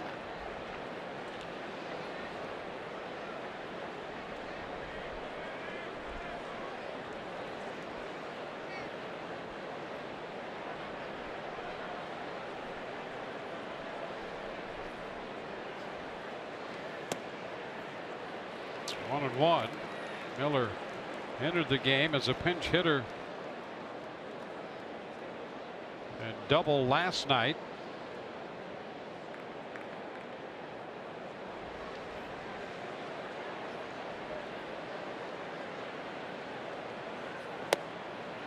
That's too low. 2-1. Miller driving in both runs the Rays scored off Max Scherzer.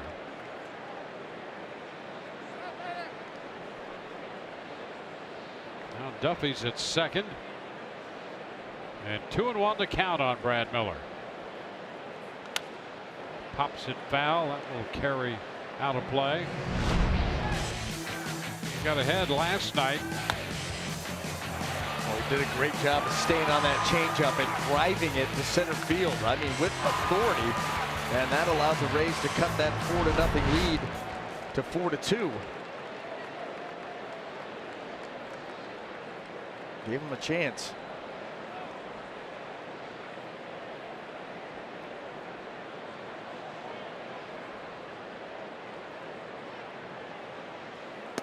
And strike 3 called on the fastball. You know, Dwayne, that is coming off of a slider that he almost used like a cutter and threw that ball in for a foul ball. Then comes with this 2-seamer, gets Brad Miller to give up on it, and that late movement takes it right to the corner. Well, that is a filthy, filthy delivery there by Roark. Yeah, and if you're a hitter, what else can you do but what Miller did right there? It's a pitch that, as you are delivering it, you know, if I execute this, he has no chance. Yeah. The key is making sure that you execute it, and it's not an easy pitch to be able to do so. You're starting that fastball 2-seamer off the plate in, and trusting your mechanics and your hand out in front to get the necessary movement to come back. Look at that. That is dirty.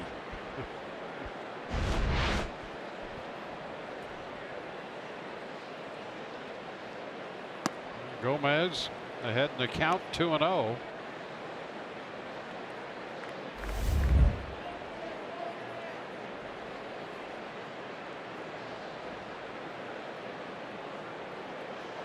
Alex Smith on deck, 2 gone.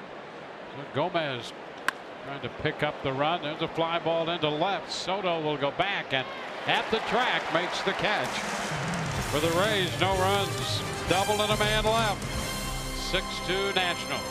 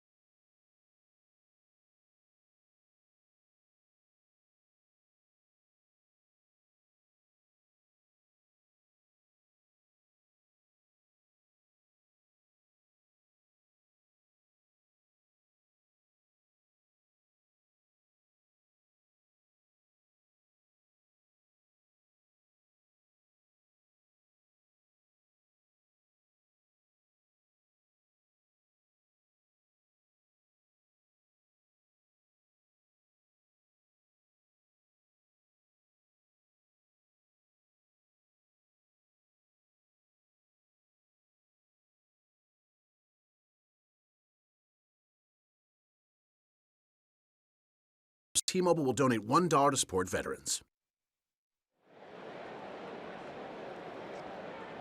On to the bottom of the 6th inning. The Rays and the Washington Nationals. Top of the order for Washington. Trey Turner takes the first pitch from Yarbrough, and it's low. 73 pitches now for Yarbrough as he delivers and picks up a strike.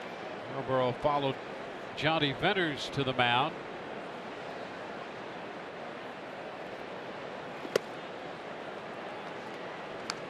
It's 2-1. One run allowed by Yarbrough, 5 charged to Venters. There's a liner into left. Will fall on a couple hops in front of field. Turner, his second hit, gives him 2 for 4. He was able to stay on that changeup just long enough to get it into left field. Leadoff base hit.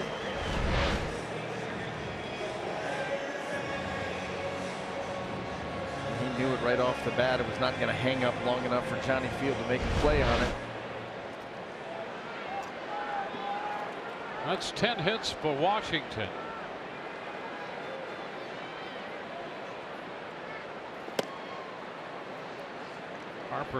Bryce Harper with a 1-0 count. He has walked and singled. Out trying to stretch the single into a double in the 4th and struck out swinging in the 2nd inning.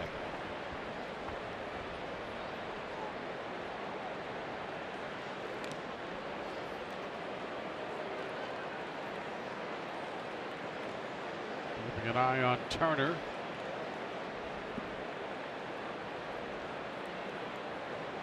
Crone holding Turner aboard. Upstairs, 2-0 to Harper. Miller shaded toward the hole and deep at second. Wendell up the middle. Rendon on deck.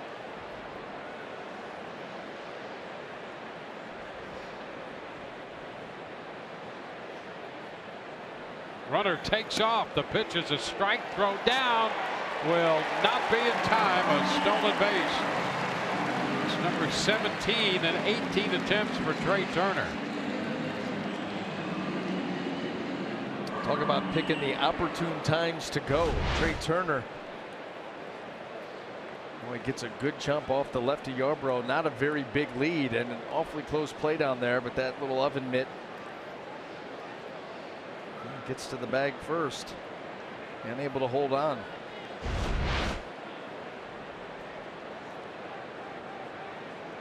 Turn back in goes Turner with no throw from Yarbrough. The count on Bryce Harper is 2-1 with a man in scoring position and nobody out.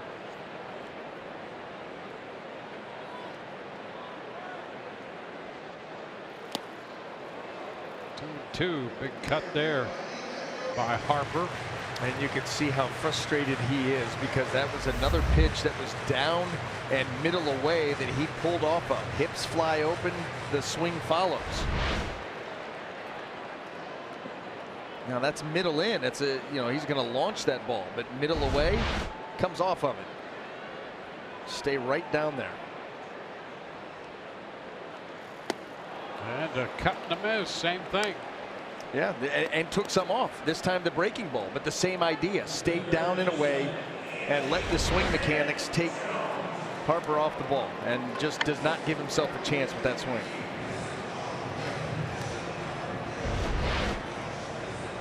One away here in the bottom of the 6th inning.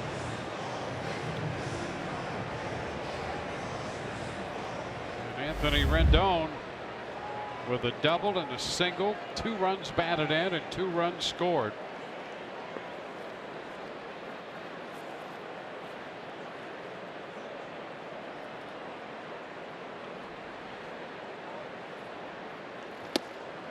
Pitch is inside.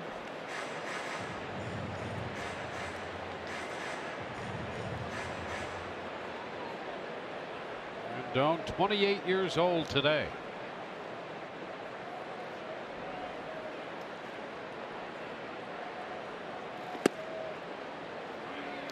1-1.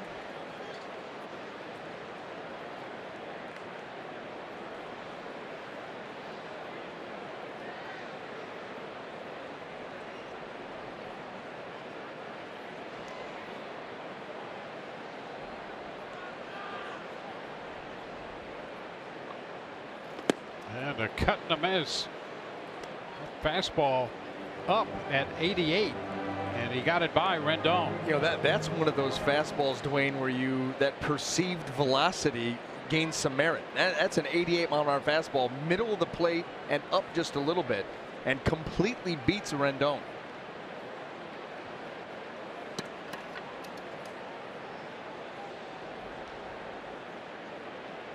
Turner led off with the base hit, has stolen second base.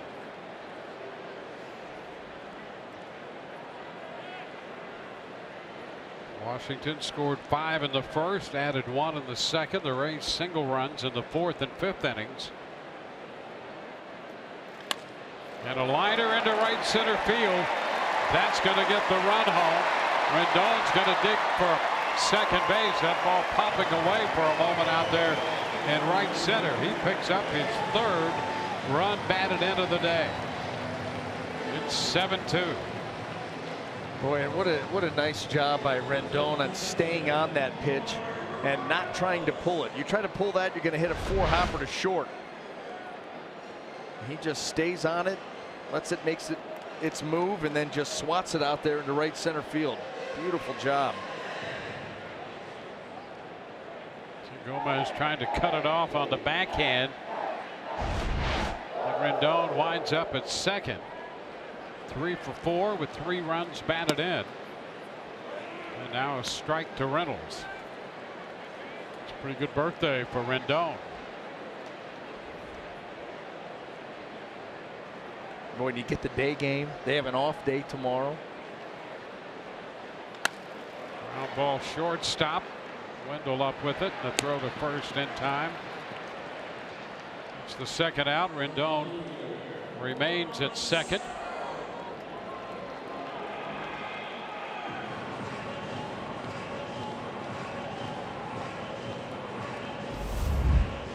Here's Juan Soto.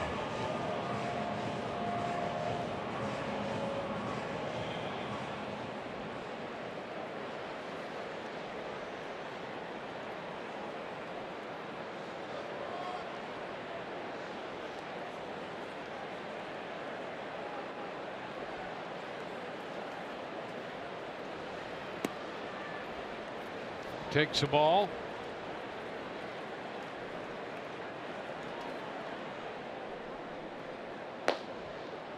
Sergio Romo up in the Rays bullpen now.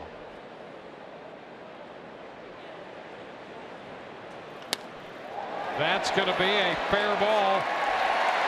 Rolling back into the corner. Rendon will score. Soto in at second with a double. Second run of the inning, and it's 8-2. 3rd run given up by Yarbrough today. This one comes on the opposite field double by Juan Soto. Well, this is that maturity we're talking about as a hitter. Doesn't try to pull that pitch. You know, Yarbrough going down and away. Soto stays on it, and he keeps that fair, just inside the line there. Drives in another run. Lead gets extended. I'll tell you, he's an impressive, very young hitter. Yeah, to be 19. I mean, if he was 21, 22, you'd say how impressed you were with you know, his tools at his age. But to be in your teens.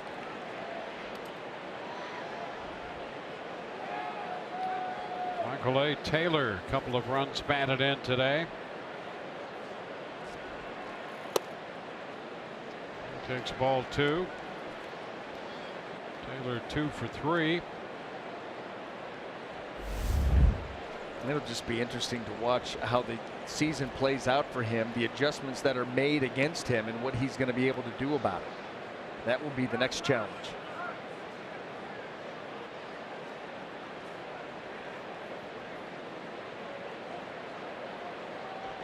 8 runs, 12 hits for Washington.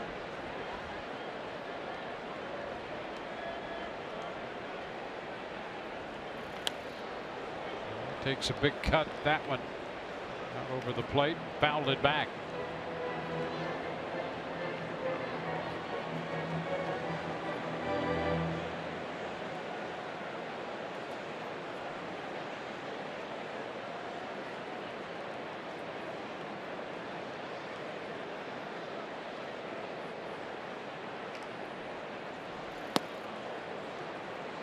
Square now at 2-2.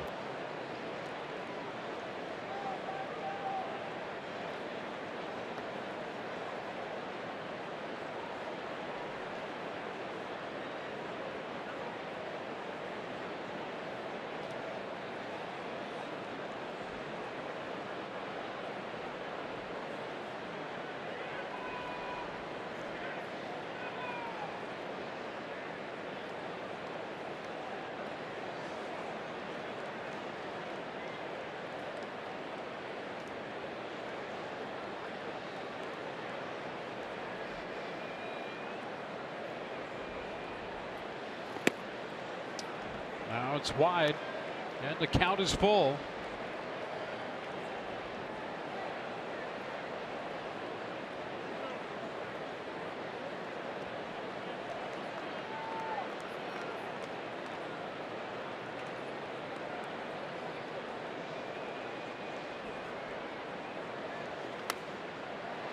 Back onto the screen.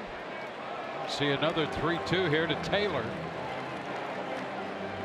90s now in the pitch count for Yarbrough with 2 outs in the 6th.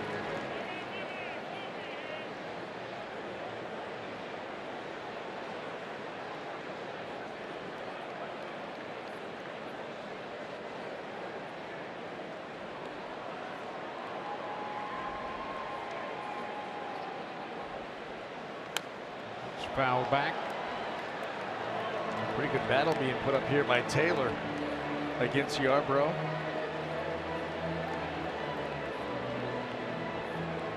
The Nationals team came into this, their last road trip went 7-3. Of course, won last night, trying to keep pace with the Braves. Braves handled them in a series up in Atlanta over the weekend. And again, a foul ball back. It's been an 8-pitch at bat so far, with the count full. The Rays, on the other hand, as we mentioned earlier, they've been such a streaky team. They came in hoping that they could end this 5-game losing streak. Made an attempt to get back into this thing, but a couple runs in the 6th, and the Nationals trying to separate themselves here from the Rays in this game.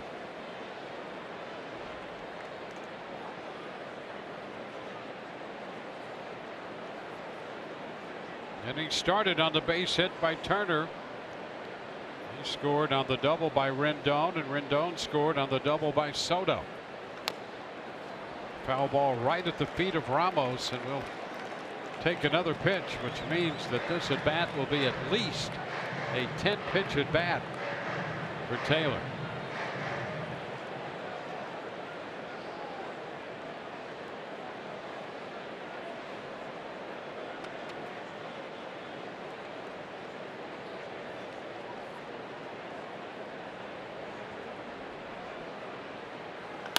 And a line drive out of the reach of Crone into right. Gomez up with it. The runner's going to try to score. It comes in ahead of the throw. And as that throw skipped by, Taylor winds up at second. So another run comes home. 3 runs here in the inning. 3rd run batted in for Taylor. And he moves to second on the throw as it skipped past Ramos. Well, here it is, an extended at bat, a very good one by Taylor. There's the base hit, and Ryan Yarbrough, obviously he's frustrated, is not in the proper position as this throw gets away from Ramos. Nobody backing it up, and that's what allowed Taylor then to move into second base as Ryan Yarbrough's afternoon comes to an end. So pitching change coming, brought to you by the Florida Lottery.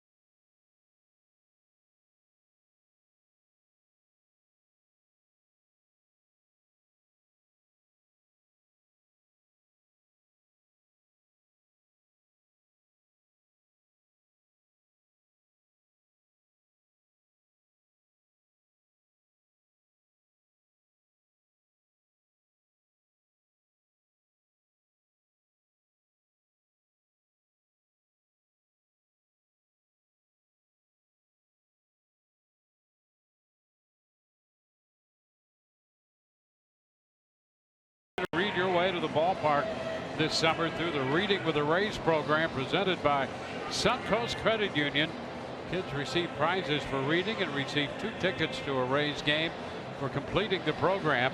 Sign up by visiting your local library. For more info, visit raysbaseball.com/reading.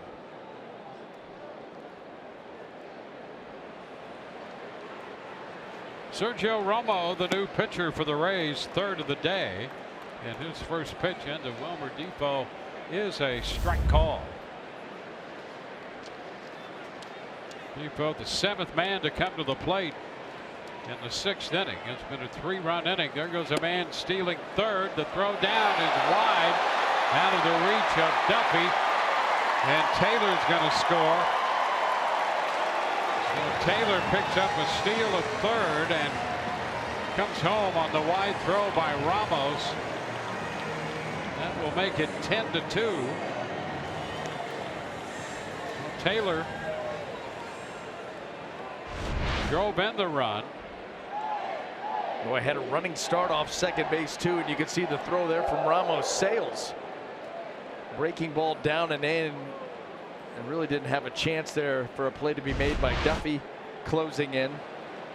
Second error of the inning here by the Rays. The Nationals really must have wanted that 10th run.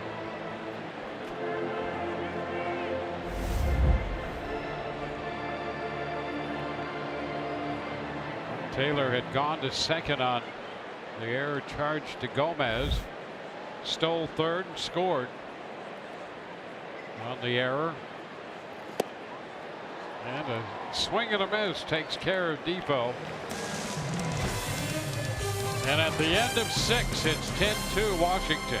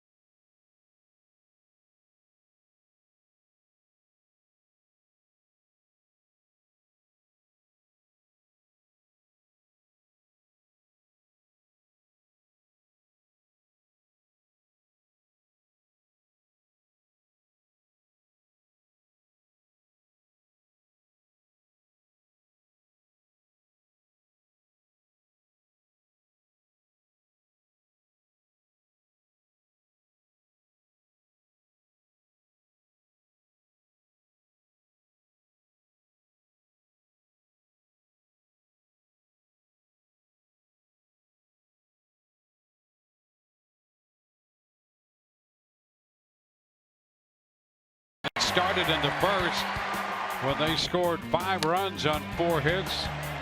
Anthony Rendon double home a couple. Michael Taylor double home another run. It was 6-0 after 2. Rays got a run in the 4th. And then another run in the 5th on a home run by C.J. Cron. And in the bottom of the 6th inning, a 4-run inning, 3 earned. Soto's double chased home a run. Rendon another double in that inning as well. Base hit by Taylor got a run home. And so Anthony Rendon is 3 for 4 on his birthday with 3 runs scored and 3 runs batted in. Rendon out of Lamar High School in Houston, same high school that the former Ray Jeff Neiman attended. So a couple of big leaguers out of that program. And as we go to the 7th inning, it's going to be the end of the day for Tanner Roark. And the new pitcher to face Malik Smith. And the pitch is foul back, strike one. You know, go back right there to Sergio Romo, kind of pacing himself in that dugout. Doesn't look too happy. You know, you wonder if it goes back to that Michael Taylor. Up 7 runs, you're already in scoring position. Swiping third base, the throw goes into left field. I don't think Sergio Romo is very happy about that at all. Be interesting to see what progresses from that. Yeah. I mean, you're up by 7. You get later in the game, you're already in scoring position. And on the cusp of whether that's a very good play or not. Romo not happy. There's no question about that. Justin Miller strikes out Malik Smith to begin the 7th inning. And Romo, the sort of guy who would not take kindly to that. I mean, he's been going up and down pacing. And think about it. The hitter that he faced struck him out. Yeah. He's pacing up and down there and livid right now because of that stolen base. I would bet anything on that, especially a veteran like Romo. Like, these guys going to punk us like that? Christian Arroyo hitting. 1 ball, no strikes.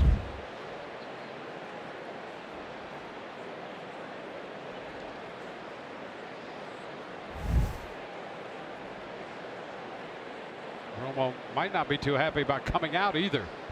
Well, that could be it too. Maybe all that was for Kevin Cash. Who knows? Or maybe he'd just like to go out there and have another shot.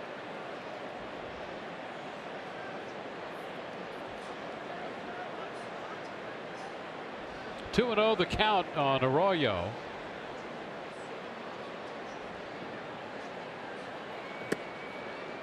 It's inside. How about this? Oh yeah. Yeah. He's not happy with what they were doing. You could read his lips say he dropped running twice.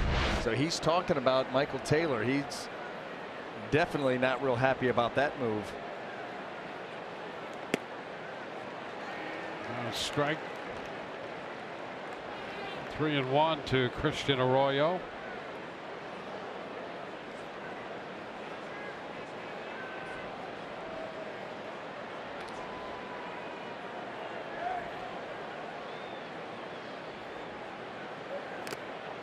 It's foul back. 3-2.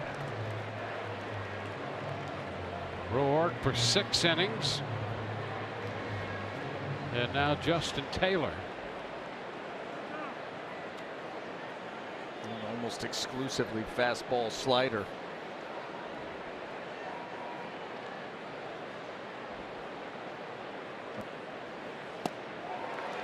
A swing and a miss. So a couple strikeouts here for Miller. Nothing real fancy about it. Just a downhill fastball. He's been about 93, 94. Drives that pitch right down and in. And he really starts closed off with his delivery.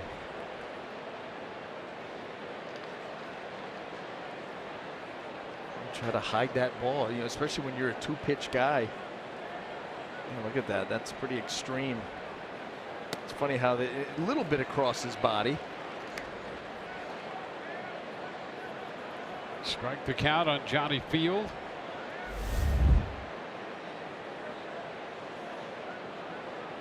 Well, this bullpen has been throwing the ball great for Dave Martinez.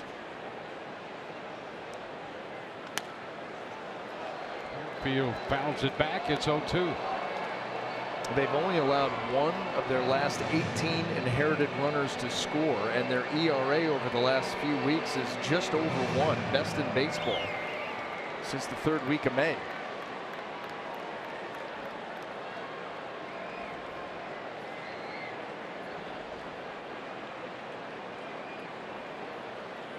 Ground ball down to Rendon.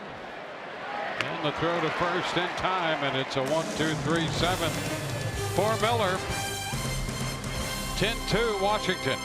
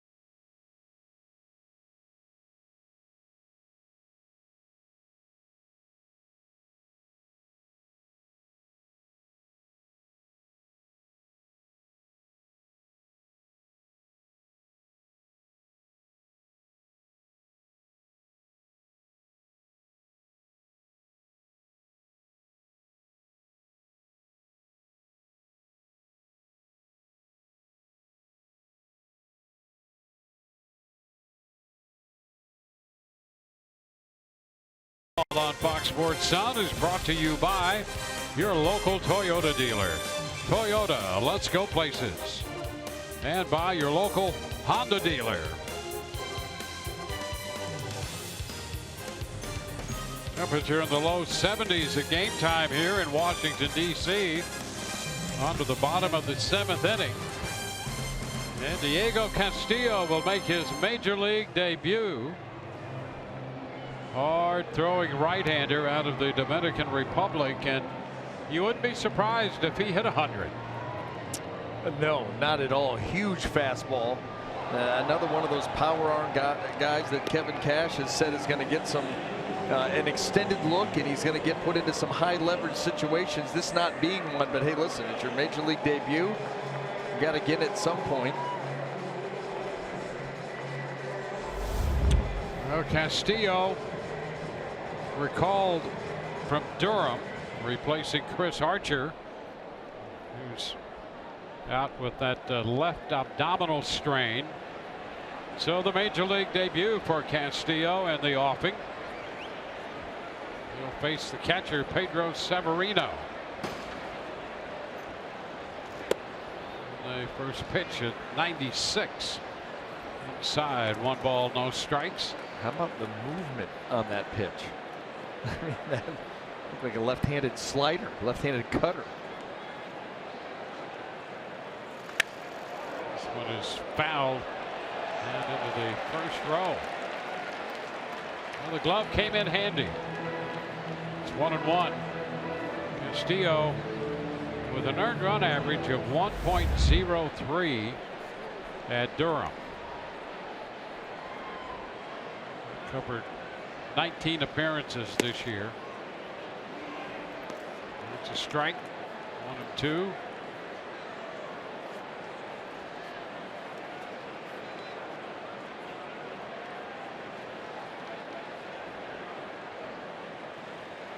Ground ball headed to short. And Wendell makes that play. So he retires the first man he faces in the major leagues. Gets a ground ball.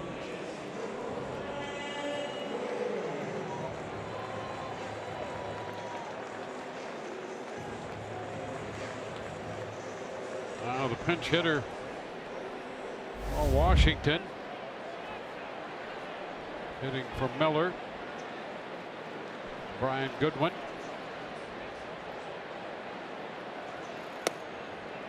The pitch to Goodwin is down. Well, there's your 100. Down and away. That didn't take him long, did it? No. What, 5 pitches in? That ball just jumps out of that right hand. Well, that's, you know, that's an easy 96 to 90, 98, 100, but the movement on it, the arm side run that he's able to get at that velocity, maybe even more impressive than the velocity itself.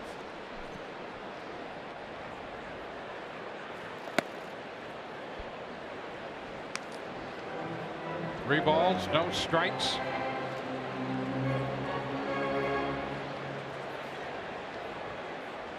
We got Severino on the ground ball.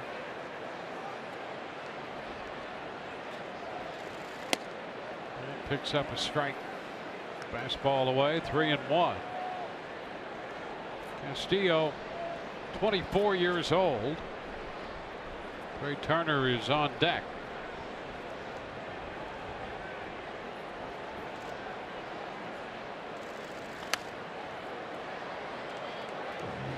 He's going to take the count full.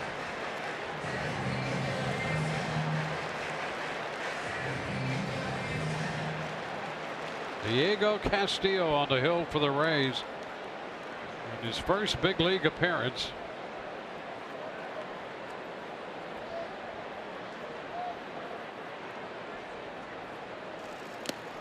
And a foul tip strikeout at 98, so he comes back to get the pinch hitter Goodwin on strikes after falling behind him 3-0.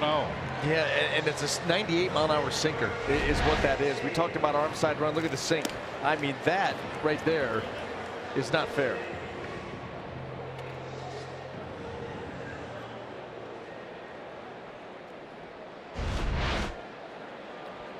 So 2 up, 2 down. Here's the top of the order, Trey Turner. Now a strike at 98. Well, he's going to be fun to watch. He's going to be a lot of fun to watch.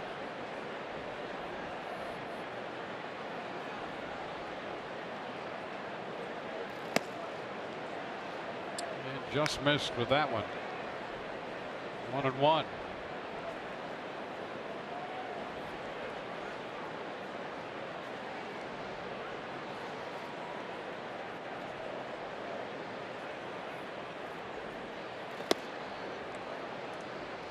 Two and one. Well, as we mentioned, from the Dominican, and one of 10 children.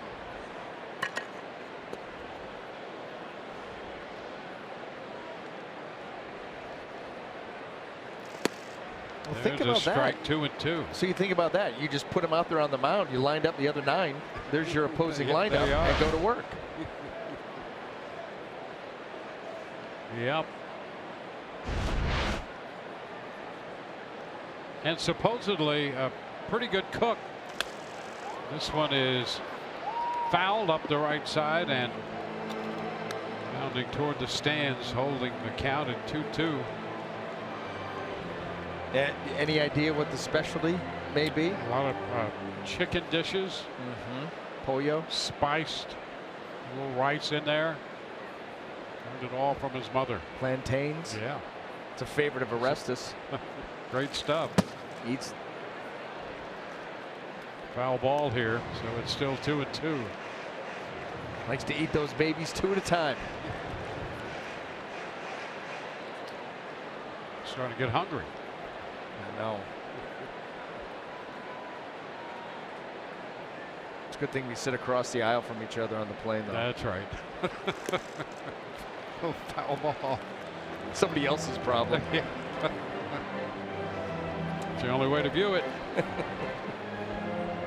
2 outs here in the bottom of the 7th. Base is empty. Diego Castillo making his major league debut.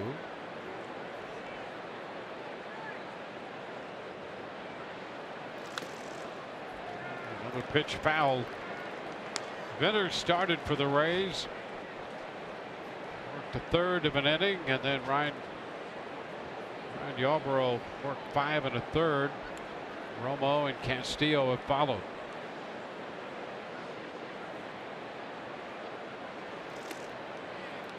Down to full count.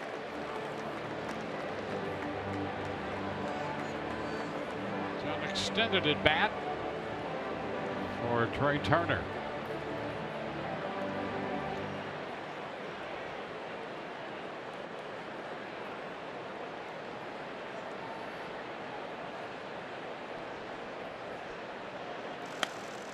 Fouls it again.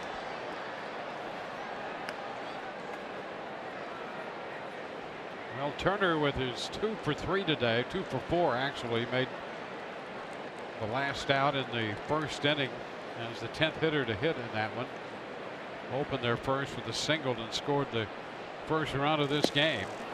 And now is a strikeout victim here in the 7th. 2 strikeouts in the inning for Diego Castillo, making his major league debut. We go to the 8th, 10-2.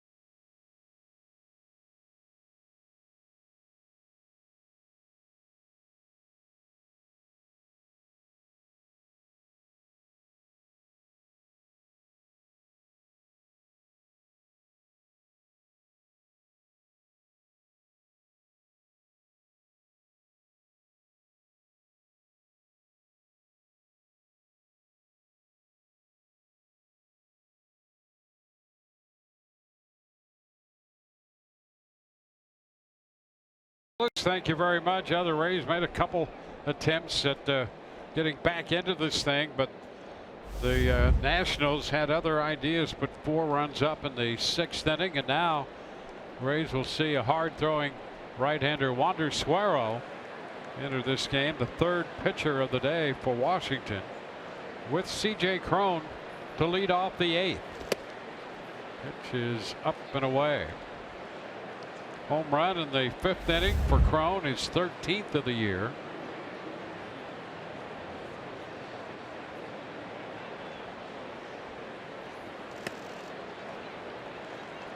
It's 1-1. Well, Wander Suero, cutter curveball is what he features.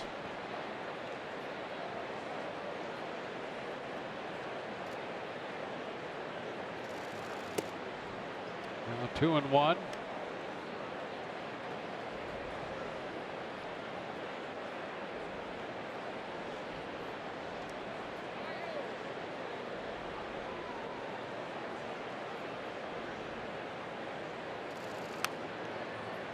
We'll even it at 2-2. Roark worked 6, gave up 2 runs on 6 hits. Miller 1 inning with a couple strikeouts. Suero, 26 years old.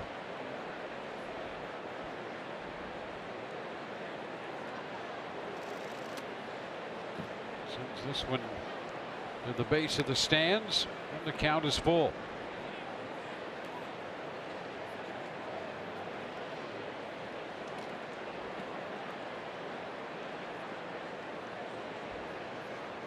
Wendell on deck. A liner into center field.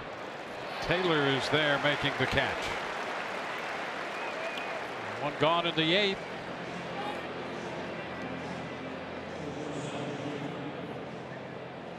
'18 FIFA World Cup coming to Fox and FS1 with every match live and over 300 hours of coverage. World's biggest sporting event, just 8 days away, only on Fox and FS1.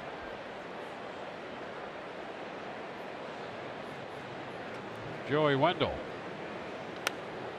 It's fouled back for a strike. So Wendell had a base hit in the 1st, couple ground ball outs since then.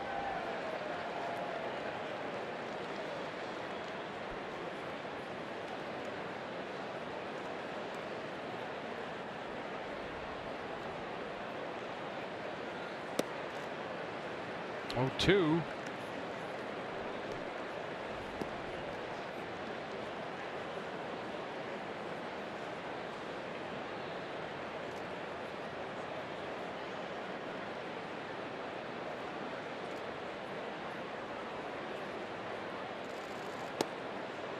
Suero divided last year in the Washington minor league system with Harrisburg and Syracuse combined had 20 saves in the minor leagues a year ago, with an earned run average under 2, and he strikes out Wendell. Well, you can see how he plays that cutter. You know, he keeps it up in the zone. It acts like a traditional cutter, more side-to-side movement. You get on top of it down in the zone. That's like a hard slider, down and in. Go along with that curveball.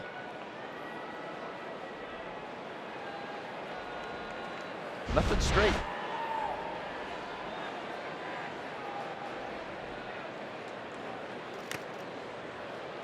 The foul ball to start Ramos. 0-1. An 0 for 2 day for Wilson Ramos. .290 on the year.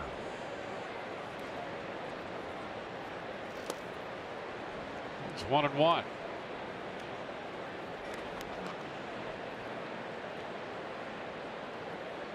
The Rays with just 2 runs today and scored a total of 4 runs over their last 3, and the 2 today is about what they've been averaging now for the last week or so. 10 runs over 5 games coming into this one,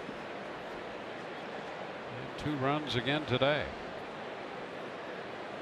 Well, the way that this offense is constructed, you know, the home runs way down from a season ago. They're not going to be able to just sit back and launch.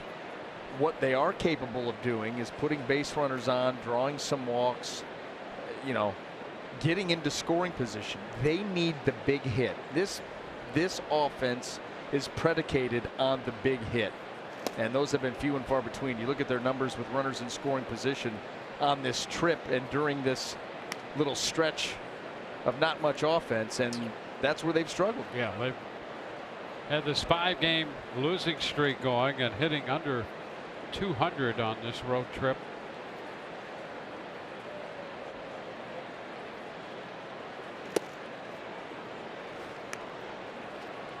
And now a walk to Ramos. Now with men in scoring position, it has not been good, and in this losing streak of 5, hitting 193. 2-out walk. Ramos heads to first, and Matt Duffy heads to the plate.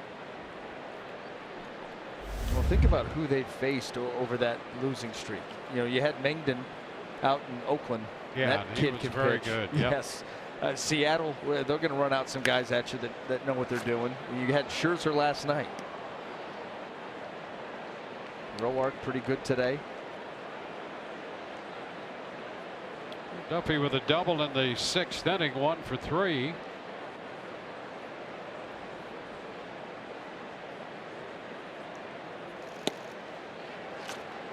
Oh, 2.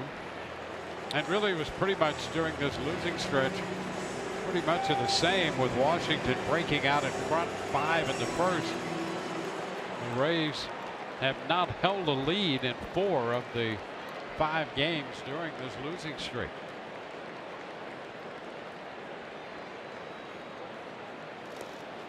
Into the dirt, skipping by Severino. Ramos moves into second. There'll be a wild pitch charged to Suero.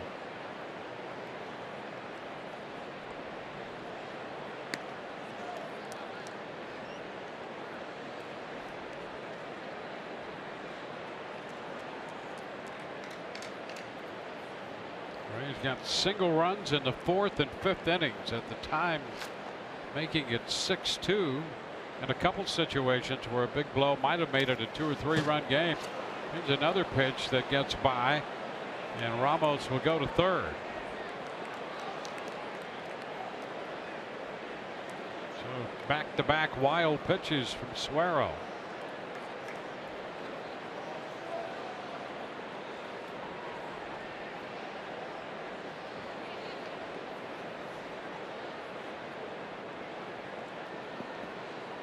Ramos, who walked with 2 outs, has made his way all the way to third.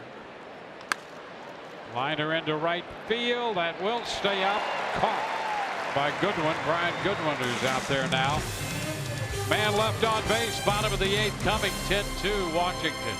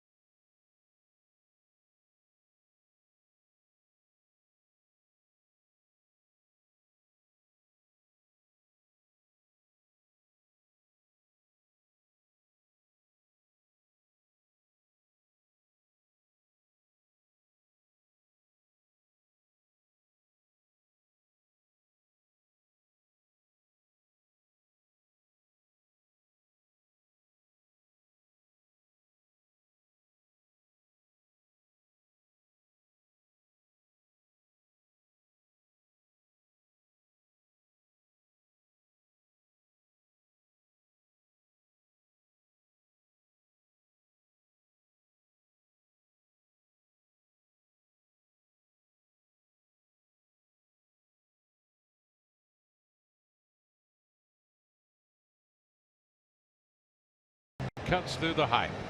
Catch Speak for Yourself with Colin Cowherd and Jason Whitlock weekdays at 5 p.m. Eastern only on FS1. Jose Alvarado will be the new pitcher for the Rays, number 5.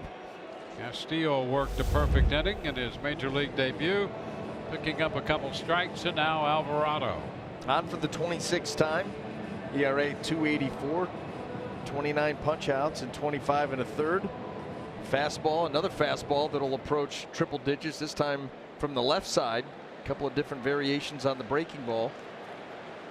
Adrian Sanchez will pinch hit.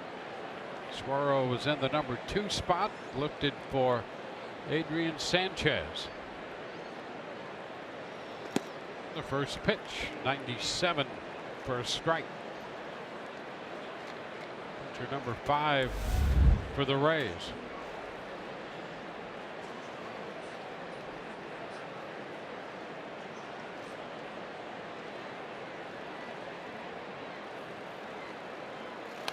It's fouled right back, 0-2.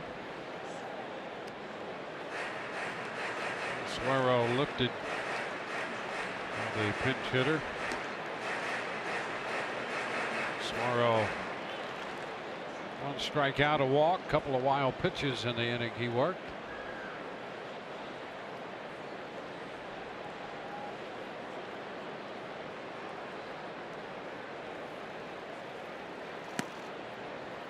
Upstairs, 1-2. Rays head home tomorrow. They'll take on the Seattle Mariners. A couple of 7:10 starts tomorrow and Friday. 4:10 on Saturday, 1:10 on Sunday. Into the dirt, 2-2. Blake Snell will start the game on Saturday. Nathan Eovaldi on Sunday. It would appear the bullpen days going Thursday, Friday. Ryan Stanek will pitch the opener Thursday. He'll start, and then Homer Font will pitch on Friday night.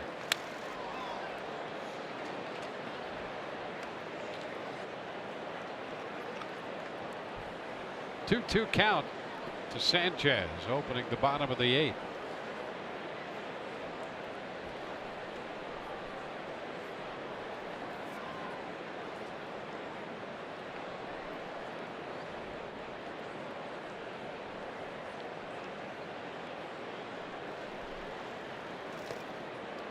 Is down 3-2. Well, one thing the Rays have done, we saw Castillo hit 100. They run Alvarado here. Stanek and Font were in the game last night. Some high octane. The Rays have accumulated some high octane arms. And now corralling all of that is the other issue. Liner caught by Miller at second base for the first out here in the 8th. Well, you start to look at these guys as potential late inning consistent performers. Alvarado, and all 3 of them, it's going to be about the command, because the stuff is there. You know, Alvarado's got the big fastball. He's got the, you know, the slider, the curveball, hard breaking balls. Ryan Stanek, how impressive was he last night? Not only with the velocity that was there in the zone, but the split. Boy, a couple of strikeouts last night on that pitch just buried itself. I mean, really coming out of the hand and diving late, working in the slider along with it. And we already saw Castillo and the movement that he was able to get on his. That was 3 very lively arms right there. Anthony Rendon on deck. Liner into left. There's a base hit off Alvarado.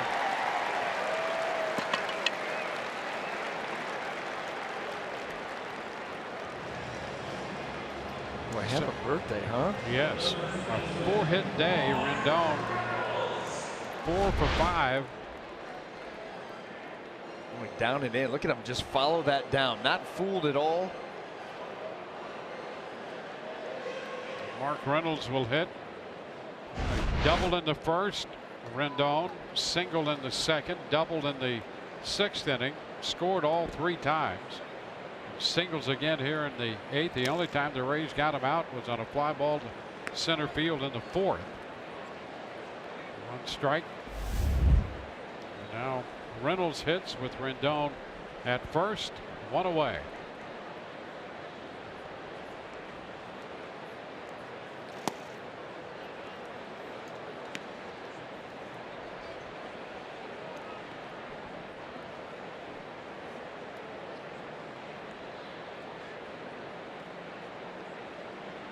Fourteen hits for the Washington offense today.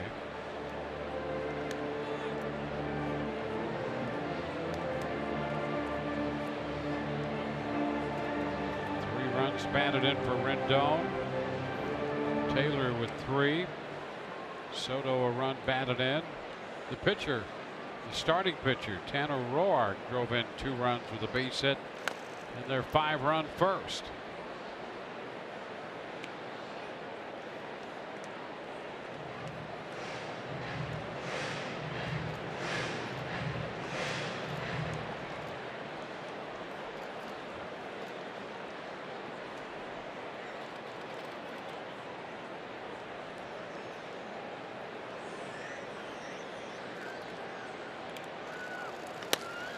Up the middle, and that will get beyond the glove of Miller and into center field. A base hit for Reynolds. His first hit, second time he's been on.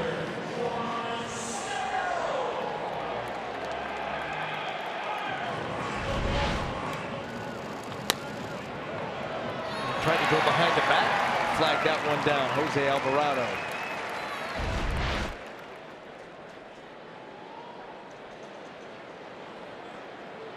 Juan Soto. Soto has walked, singled, and doubled. There's a couple of runs scored, a run batted in with his 6th inning double. Only time he was retired was on a ground ball to second in the 4th. Which is a strike.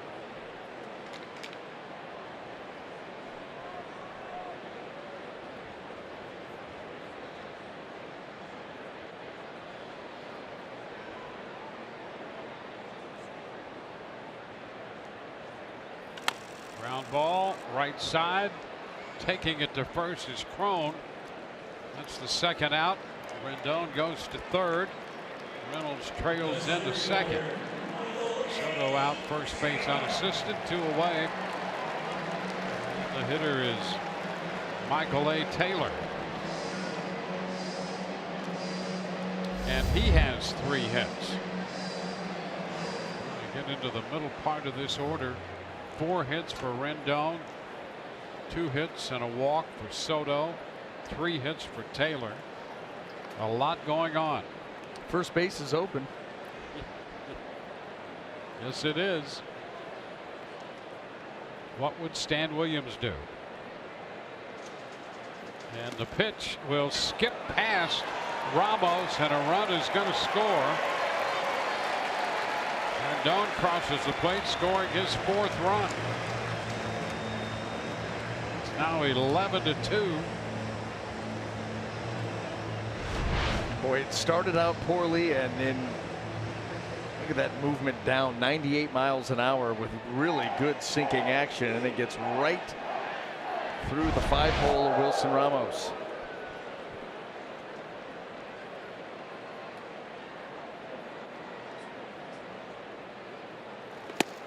The pitch is a strike, so the pass ball allows another run to score.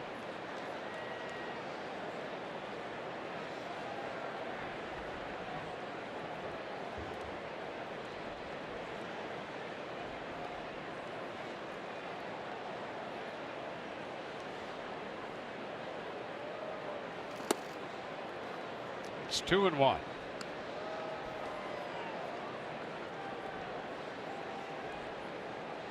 11 runs, 15 hits for Washington. 2 runs, 6 hits, a couple of errors for the Rays. And a big cut and a miss by Taylor, 2-2. And in addition to the errors, a pass ball in this frame.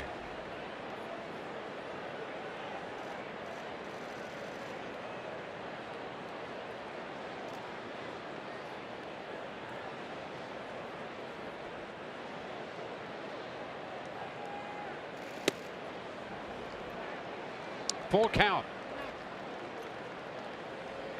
And at third.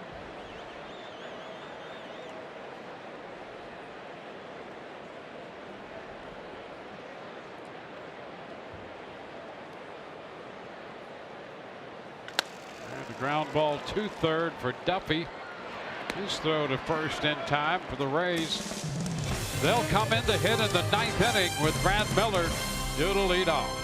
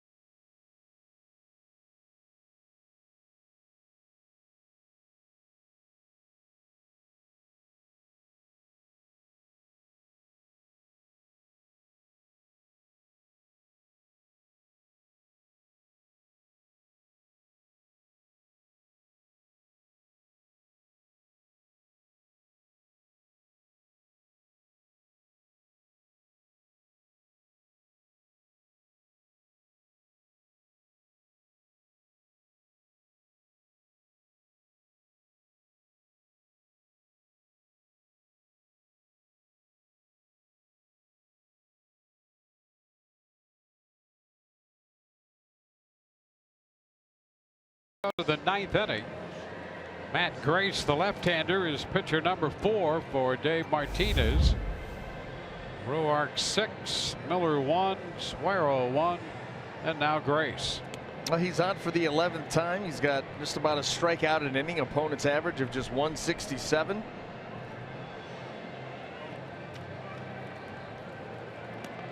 And the Rays in the 9th inning will have Miller, Gomez, and Smith due up.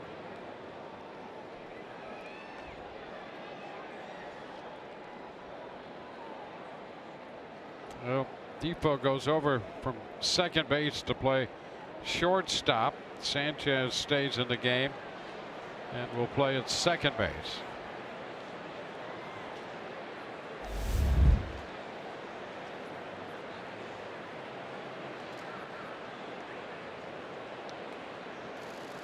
The first pitch here in the 9th.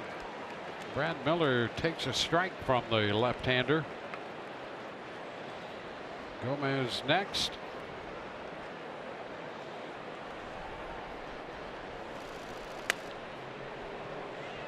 That is headed for the seats back of third. And it's 0-2.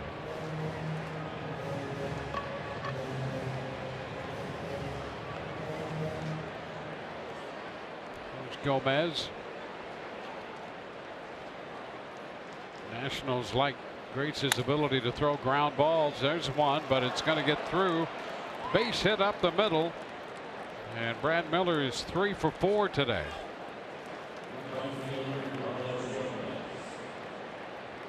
It's the first hit given up by the bullpen.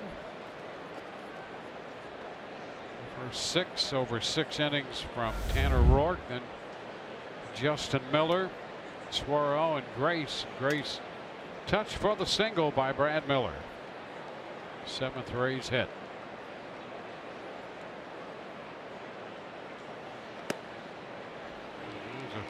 There's a fastball that came back for a strike. And Brad Miller making most of his opportunity here in the nation's capital. Didn't get in until late in the ball game last night. Had a big 2-run double. Picked it right Takes up. off. Oh, a line drive to first. And boy, doesn't that encapsulate the day for the Rays with Miller taking off. Gomez hits a line drive right to Reynolds for the easy double play.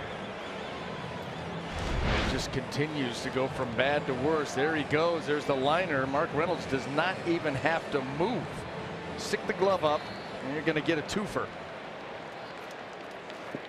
And when he did move, he didn't have to move quickly. Now the pitch to Malik Smith is a strike.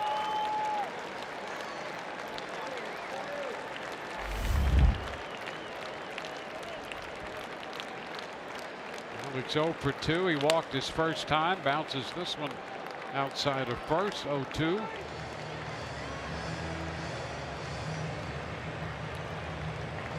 Well, a tough stop here in Washington.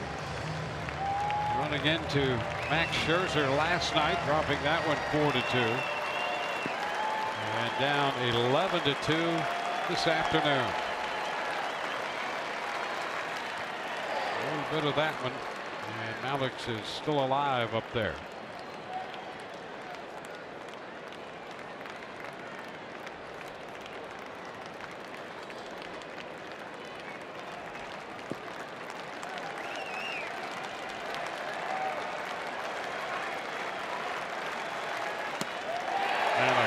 The miss. Malik Smith out on strikes to end this game. It's an 11-2 final. The Nationals defeat the Rays. Roark's going to get the win to improve his record to 3-6. Venters will take the loss. He's now 1-1. 11-15-0. 7 left for Washington. 2-7-2 with 6 men left on for the Rays. Took 2 hours and 50 minutes to play it before 23,106 in Washington. And the Rays finished this